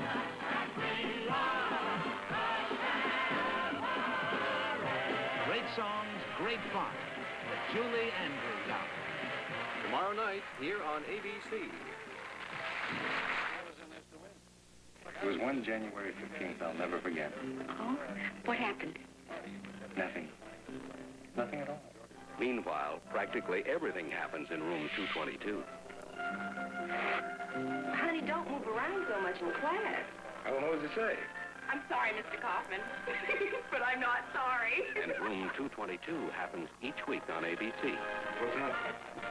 Walt Whitman Goes Bananas, Friday night here on ABC. Governor's races, some more to take a look at, beginning in West Virginia. One of the hottest contests in the nation. 5% of the precincts show that the incumbent governor, Art Moore, a Republican, in the popular vote is ahead just barely at the moment over John Rockefeller, J. Rockefeller. Many Democrats think that if young J. Rockefeller wins in West Virginia, he's on his way to bigger and better things. Maybe the presidency? You'll hear some talk about that. But Moore is a popular Republican governor. He could turn back Rockefeller's challenge. In North Carolina, with 1% of the precincts in, Hargrove Skipper Bowles, the Democrat, holds a rather large lead, with just a few votes counted, over James Holthauser, a Republican. North Carolina's governor cannot succeed himself. In Indiana, we have already projected a winner, Republican Otis Bowen, over former Governor Matthew Welch. That's the ABC projection for Indiana. In Illinois, another hot governor's contest. With 1% of the precincts in, Daniel Walker, the Democrat who beat the organization candidate, Lieutenant Governor Simon, is ahead of the incumbent, Richard Ogilvie, the incumbent Republican governor. Walker, you'll remember, is the attorney who, as a vice president of the Sears Roebuck, Montgomery Ward, one of the mail-order houses, wrote the report on the 1968 Chicago Convention, the investigative report in which Walker said that there had been a police riot in the city of Chicago, which certainly did not endear him to Mayor Daley. Nevertheless, Walker beat the organization candidate and is now running for governor. Governors used to be very important in presidential contests. Well, they still are to an extent. Governor Wallace, of course, is someone who has proved that. Adlai Stevenson was the governor who ran for the presidency, and Thomas Dewey. But the scene seems to have shifted to the Senate. It's senators who now either become president or fancy that they can become president or hope to become president. I am reminded of something that the Republican national chairman, Robert Dole, said in a caustic way last year. Well, it's a political statement when he said that in the Democratic side of the Senate, almost every Democrat there either was running for president, had run for president, was running for vice president, or thought he was president. Well, Senator Dole had that comment on the Democratic challengers who were then jockeying for position in the United States Senate. Governors may come back. J. Rockefeller, one of those, as I mentioned. And there are some Republicans around the nation who could come to the fore one of these days. They're young enough and become presidential timber. Let's take a look at the presidential board in just a few seconds remaining. Here, with 8% of the precincts in, is the raw vote for President Nixon, Senator McGovern, John Smith, the man you just saw a few moments ago, and Dr. Benjamin Spock. Those are the percentages at the moment, with 8% of the precincts in. We'll be back with more of ABC's elections following station identification.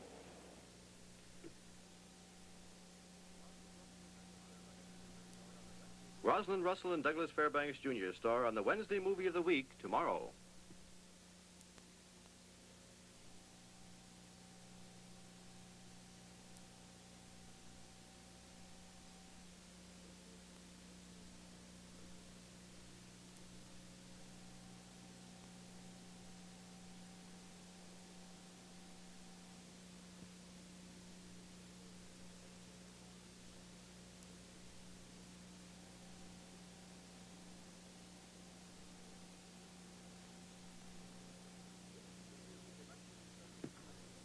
ABC News Election 72 continues, brought to you by the Ford Motor Company and 6,283 Ford and Lincoln Mercury dealers. The goal, no unhappy owners.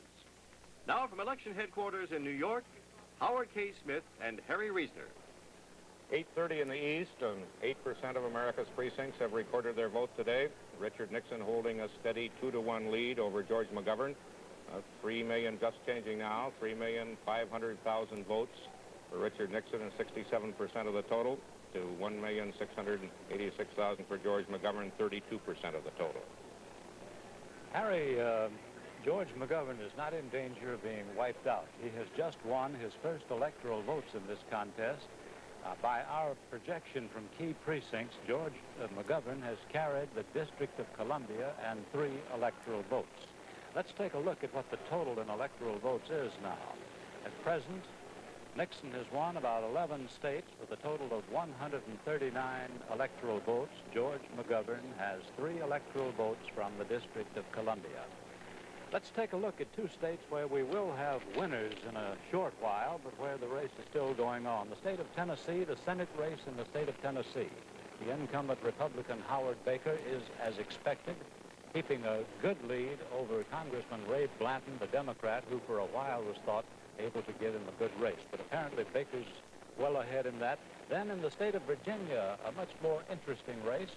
William L. Scott, the Republican candidate, is ahead of the Democratic incumbent, William B. Spahn. There are a couple of interesting races for governor that we're just beginning to get some results on. The way they count these votes, and particularly the way that we frequently look at key precincts, the gubernatorial races come in a little later in any given state. So far, we've projected only one winner in the gubernatorial column in Indiana, where President Nixon also got the state's electoral votes. One of the races that most fascinates people is West Virginia, where there are a couple of names involved. John D. Rockefeller IV, the son-in-law of Senator Charles Percy, and the grandnephew, I guess, or just nephew of Nelson Rockefeller in New York, and nephew of Winthrop Rockefeller. The next generation's Rockefeller name is running against the Republican incumbent, Arch Moore, going for his second 4-year term. So far, Rockefeller is running behind. He's running 48% of the vote as against Governor Moore's 52% of the vote in the gubernatorial vote in West Virginia, but only about 6% of the precincts in. Rockefeller seems to be running very strongly in mining areas. One of his major planks is an absolute abolition of strip mining in the state. Governor Moore says that he is for controlled strip mining. And in the rest of the state, outside the mining areas, and actually in West Virginia, that's not an awful lot of the state, I guess, outside the mining areas, Moore is running very strongly. Not enough yet there to show how that's going to come out. It was figured as a neck-and-neck race. In North Carolina, the race is between Democrat Hargrove Bowles, Jr. and Republican James Holshouser, the incumbent there. Robert Scott cannot succeed himself. At the moment, only 1% of the precincts in. Bowles, the Democrat, is running well ahead of Holshouser, the Republican. Not enough to make any particular projection on. One of the clearest indications of what has been happening so far tonight comes out of a study of what we've learned how the vote went in Florida, where that is where, more clearly than any place else, is what happened to the George Wallace vote. It went 95%. The vote that George Wallace got in the primary went to Richard Nixon in the general election, which is why he was able to, why Mr. Nixon is running 3-1 over George McGovern in a state that for the South is regarded as mixed. It's very mixed indeed. Do you know that of the 14 men Florida sends to Congress, the Senate and the House, only 4 were born in Florida? All the others are immigrants. So the carpetbagger term could not be one of derision in Florida. No. In my own state, Connecticut, which is also regarded as mixed because of a lot of reasons, it's got all of the obnoxious commuters in Fairfield County. It's got some fairly rural areas. It's got some depressed industrial areas. We've got a look based on ABC's key precincts, which are not complete yet. They're enough to tell us something. This is one of the states where a Democrat almost has to win. At least they usually have. So far, McGovern is carrying the city areas of Connecticut, but he's running behind in the rest of the state. He's carrying, when you speak about cities, you think of Hartford, which is not particularly industrial, and New Haven and Bridgeport, which are. The Democratic Party is in a state of disarray in Connecticut, is it not? Yes, it has been for a long time, except for Senator Abraham Ribicoff, who is not in a state of disarray. You've got one liberal Democratic senator, one liberal Republican senator, Lowell Weicker in Connecticut. There's no Senate race in Connecticut tonight. We'll have more on Election 72 in just a moment. Our coverage of Election 72 will continue after this message from Ford. Ford Motor Company and 6,283 Ford and Lincoln Mercury dealers are committed to a common goal, that no unhappy owners And one of the ways they plan to make you a happy car owner is by helping you pick the right car in the first place. With this. It's a 1973 version of Car Buying Made Easier. It's a book written by Ford to help you select a car that's right for your needs. That's any new car. Well, the first part is about cars in general. Different models, styles, engines, options, and much more.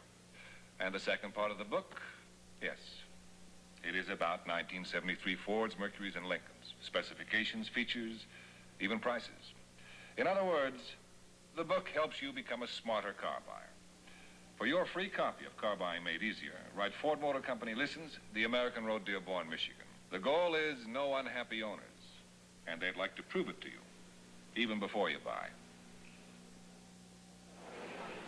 I think we've been producing results so fast, it's good to look back on what has happened in the Senate races. In the Senate races, there have been 7 projected results so far.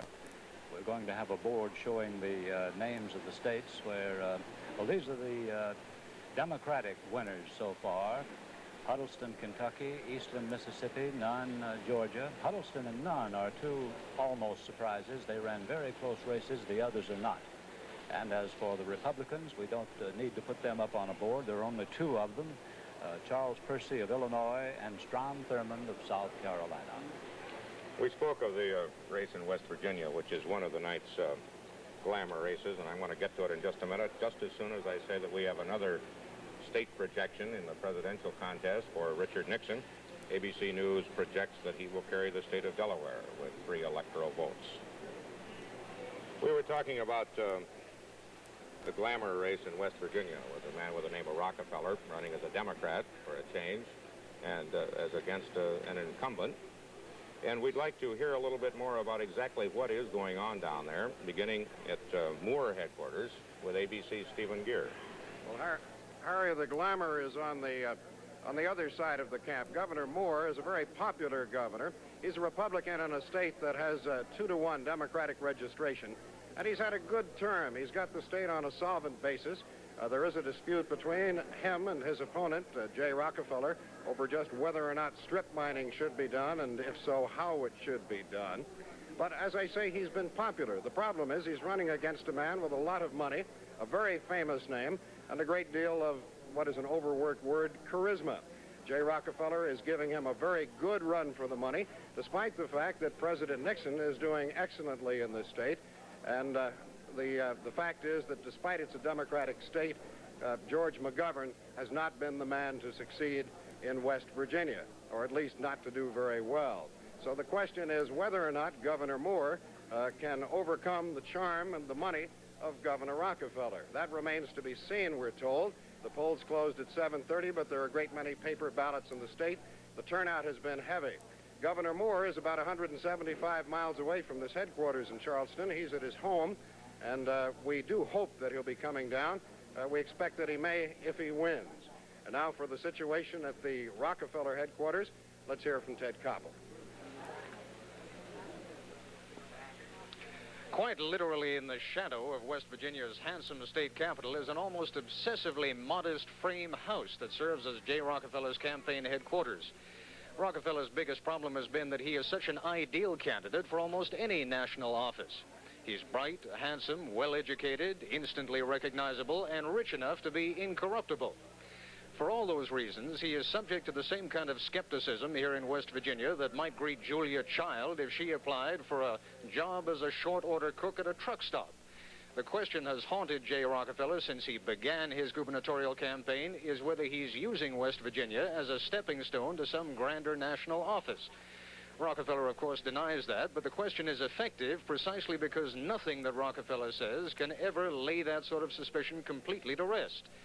Still, as a Democrat, Rockefeller has a 2-to-1 edge in voter registration. His promises to build 20,000 miles of secondary roads and to provide 50,000 new jobs have made quite an impact, and he seems to have won some support with his opposition to strip mining. At this hour, with only 1% of the vote tabulated, Rockefeller has a slight lead, 52 to 48%. But this is expected to be one of the closest gubernatorial races in the country. And that's the story from Rockefeller headquarters in Charleston, West Virginia. Ted Koppel, we have a presidential result in a neighboring state to West Virginia. In the state of Maryland, Nixon, by ABC News projection, has carried Maryland. Nixon lost Maryland in 1968, which was a great humiliation for Spiro Agnew, who was then governor of Maryland, but this tonight is Agnew's revenge. And the other vice presidential candidate, who is from Maryland, is going through what Mr. Agnew went in 1968. We have a projection also in Connecticut in the presidential race. ABC News projects that Mr. Nixon will hold, and the lead he has got with 17% of the precincts reported, and will take Connecticut's 8 electoral votes. Let's take a look now at how the electoral vote is going. We've had about 13 or 14 results now. With Maryland, they add up to 160 electoral votes for Nixon to 3 for McGovern. McGovern's 3 coming from the District of Columbia. We'll have more on Election 72 in just a moment.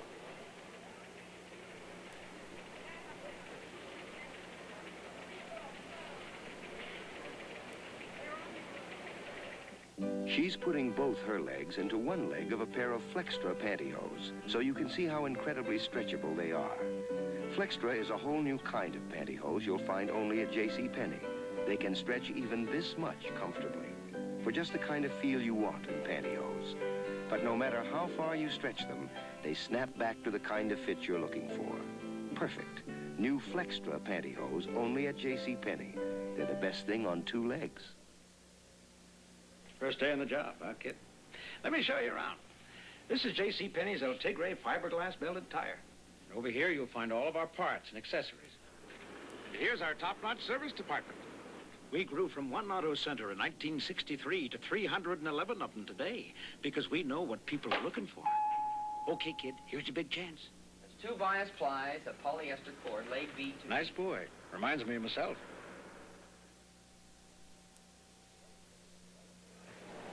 A race that is developing very interestingly. The state of Pennsylvania, the 3rd most populous state in the nation with 27 electoral votes to give. Richard Nixon is leading now in the raw vote with 3% of the precincts in. He has 62% of the vote. McGovern has 37%.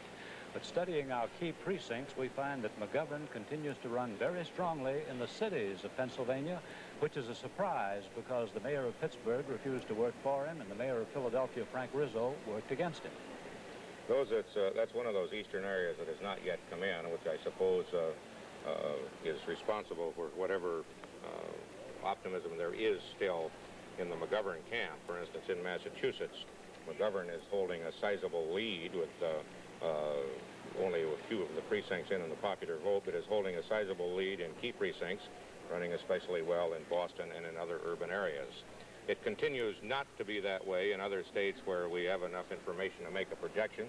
In the presidential race in Oklahoma, no surprise, we now project that President Nixon will take Oklahoma and its 8 electoral votes, bringing him up to a total of 168, if I'm adding correctly. He's running very well. Oklahoma, I suppose, would be, well, they call Oklahoma Little Dixie. It would be more like the South in the way it thinks and the way it votes than most states in what you would generally think of as the Southwest. Becoming increasingly a conservative state, Harry. Fred Harris, the liberal Democratic senator, gave up because he knew he would be beaten in his own primary by a more conservative Congressman, Ed Edmondson. And the other senator from Oklahoma is a conservative, one of Richard Nixon's 35 surrogate campaigners, Henry Belmont.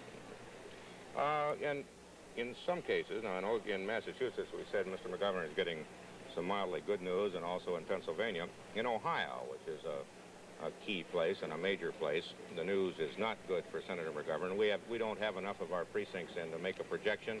With 27% of the popular vote in, the Nixon lead is very substantial, 60% to 38%. And ABC News analysis desk notes that in Cleveland, Mr. Nixon is getting 50.5%, and that's an awful lot for a Republican. In 1968, Senator Humphrey got 67% of the Cleveland vote, and Mr. Nixon only 21%. He seems to be doubling his vote in the urban areas. Harry, we want to take a look at the state of Michigan, one of the important states, 21 electoral votes to give. And there's a Senate race there that's very tight between Robert Griffin, the Republican incumbent, and the Attorney General of the state, the Democrat Frank J. Kelly. We have Mr. Kelly, I believe, in his headquarters now, and we want to talk to him and switch to Frank J. Kelly's headquarters, the Democratic candidate. in Michigan. Frank Kelly, the Democratic candidate, has just arrived here at his headquarters, and your people, Mr. Kelly, have been quite happy about the courses tonight. A couple more hours for the people of the polls in Detroit. Well, I think that it's justified in this case, Ben. As you know, this has been done previously in Ohio and California. Detroit this year had probably one of the longest, if not the longest, ballots. We had lines all day long.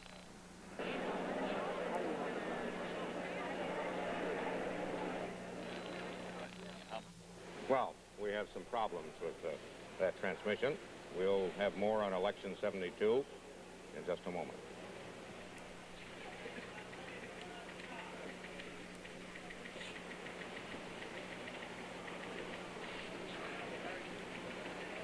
Jaguar XJ6 sedan, a truly well-made luxury car for around $9,000. The new 1973 Ford LTD Brougham, a truly quiet luxury car priced thousands less. Quiet is the sound of a well-made car. The Jaguar's a bit more powerful, of course. Well, you'd expect that for the money. Four-wheel power disc brakes, cut pile carpeting. The LTD, front power disc brakes, cut pile carpeting too. Power steering, automatic transmission. Standard here too. Power window option. In LTD too, plus a power mini vent. You can have a reclining seat in the LTD. Now I'm sure your 5-passenger Jaguar is worth its price. Yet LTD offers the same kind of luxury features for thousands less. And it seats 6.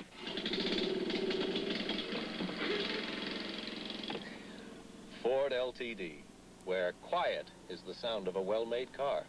See it. Drive it at your Ford dealers now. George McGovern thought enough of his chances to confound the polls in Texas so that he spent part of his final weekend there. He's been working very hard, but the indications so far from ABC's key precincts are that Mr. Nixon is going to lead in Texas by a sizable margin. Popular vote in Texas so far is very small, but it would bear out the indications of the keys. The interesting races within Texas are going oppositely. In the Texas gubernatorial race, the Democrat, Dolph Briscoe, who has more or less ignored his Republican opponent, Henry Grover, throughout the campaign, is leading in early returns and is probably favored. But Texas has a very touchy Senate race.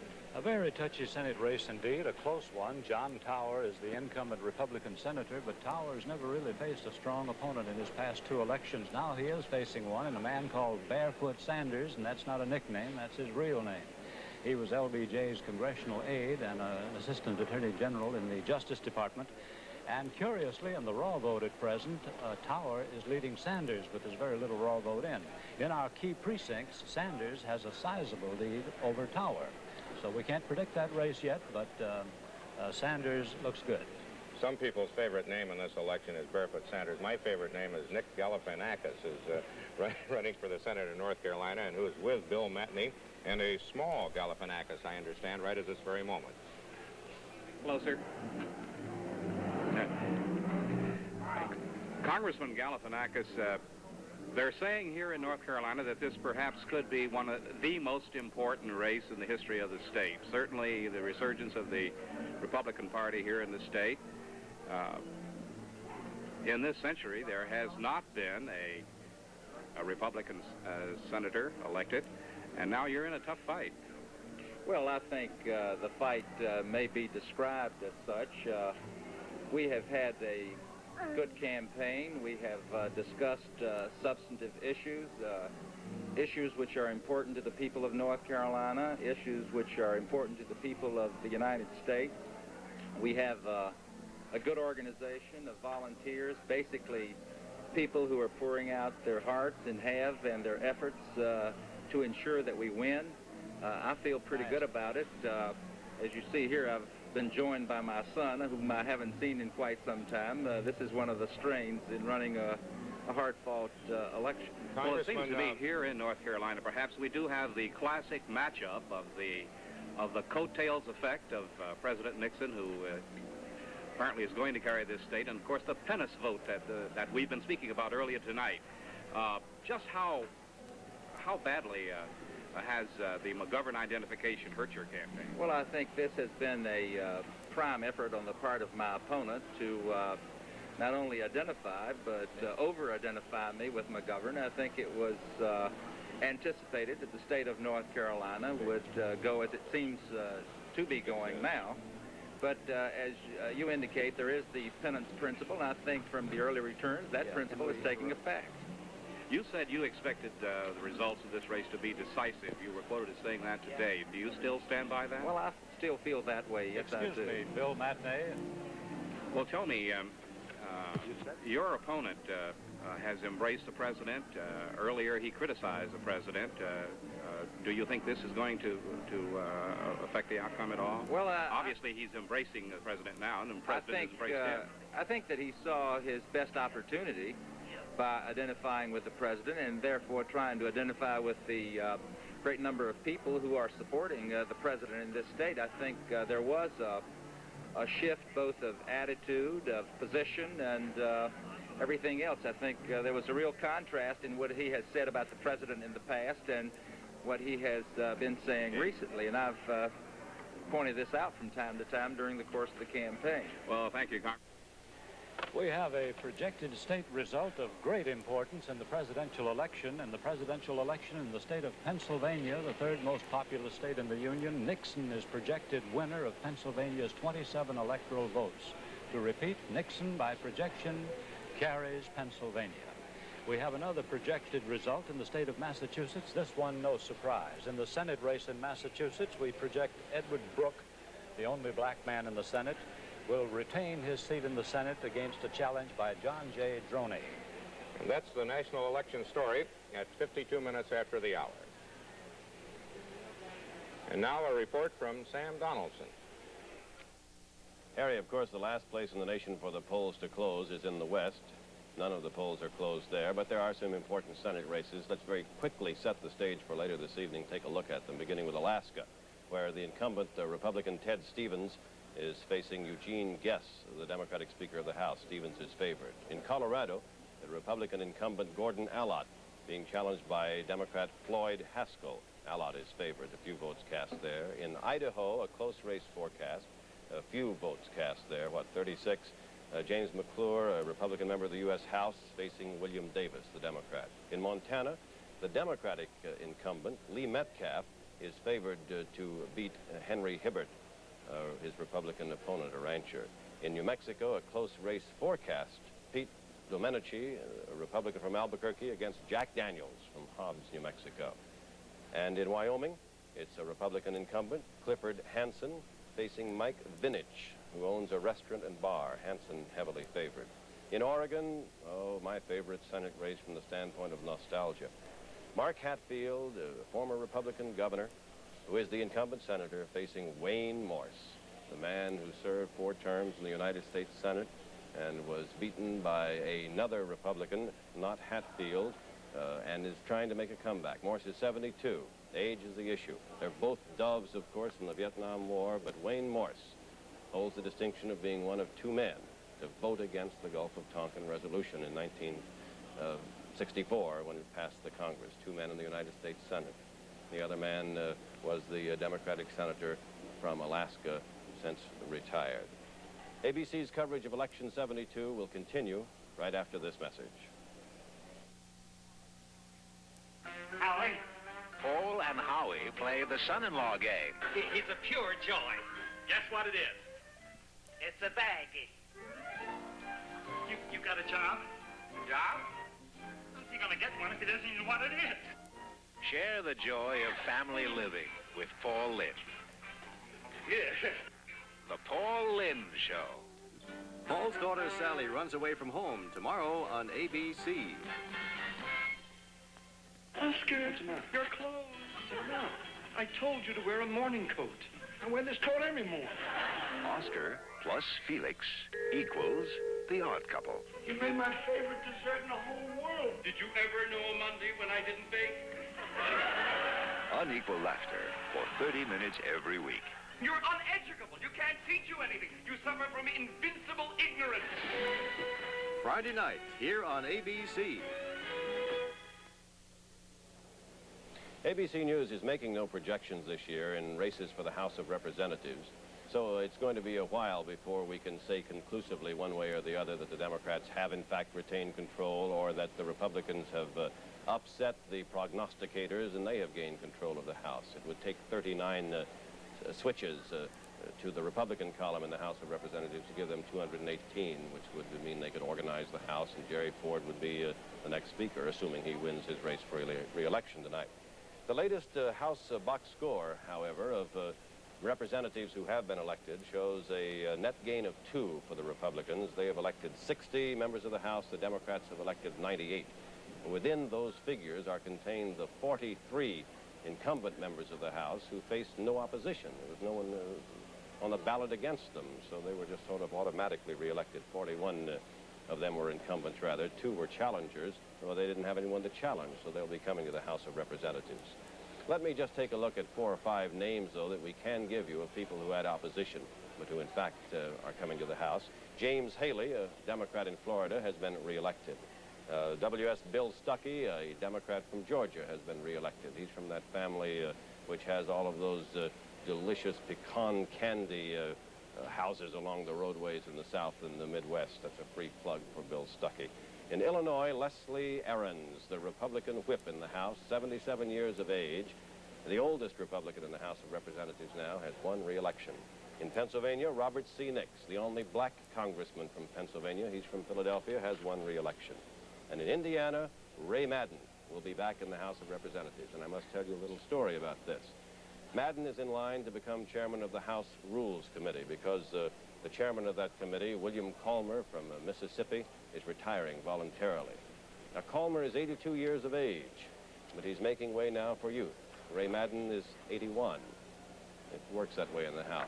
The seniority system in Congress, as you know, means that if you just keep getting elected and you keep your nose relatively clean, that is, you don't switch parties and advocate that the presidential nominee of the other party should be elected, you will eventually wind up a committee chairman. There are some committee chairmen, though, in the House of Representatives, even if the Democrats retain control, who won't be back. There were 4 who were defeated in the Democratic primaries: Emanuel Seller in New York, George P. Miller in California, John McMillan in South Carolina, and Wayne Aspinall in Colorado, all chairmen who won't be back because they were defeated in the primaries. Retiring, Edward Garmatz from Maryland, and, as I say, William Calmer from Mississippi. So there will be some changes there. On the Senate side, B. Everett Jordan in North Carolina was defeated in the primary by the man you just saw a few moments ago, Nick Galifianakis. Clinton Anderson of New Mexico, a chairman, Astronautics and Space Committee, is retiring voluntarily. His chairmanship will be taken by Stuart Symington of Missouri, assuming the Senate remains Republican, or rather remains Democrat. Howard Cannon of Nevada will become the chairman of the Rules Committee, replacing B. Everett Jordan, again, assuming the Senate is retained by the Democrats. Republicans will have to pick up 5 seats, and at the moment, the way the evening is going, it looks like they won't make it. We'll be back with more of ABC's Election 72 coverage following station identification. Next Tuesday's Movie of the Week, a suspense chiller, stars Elizabeth Montgomery.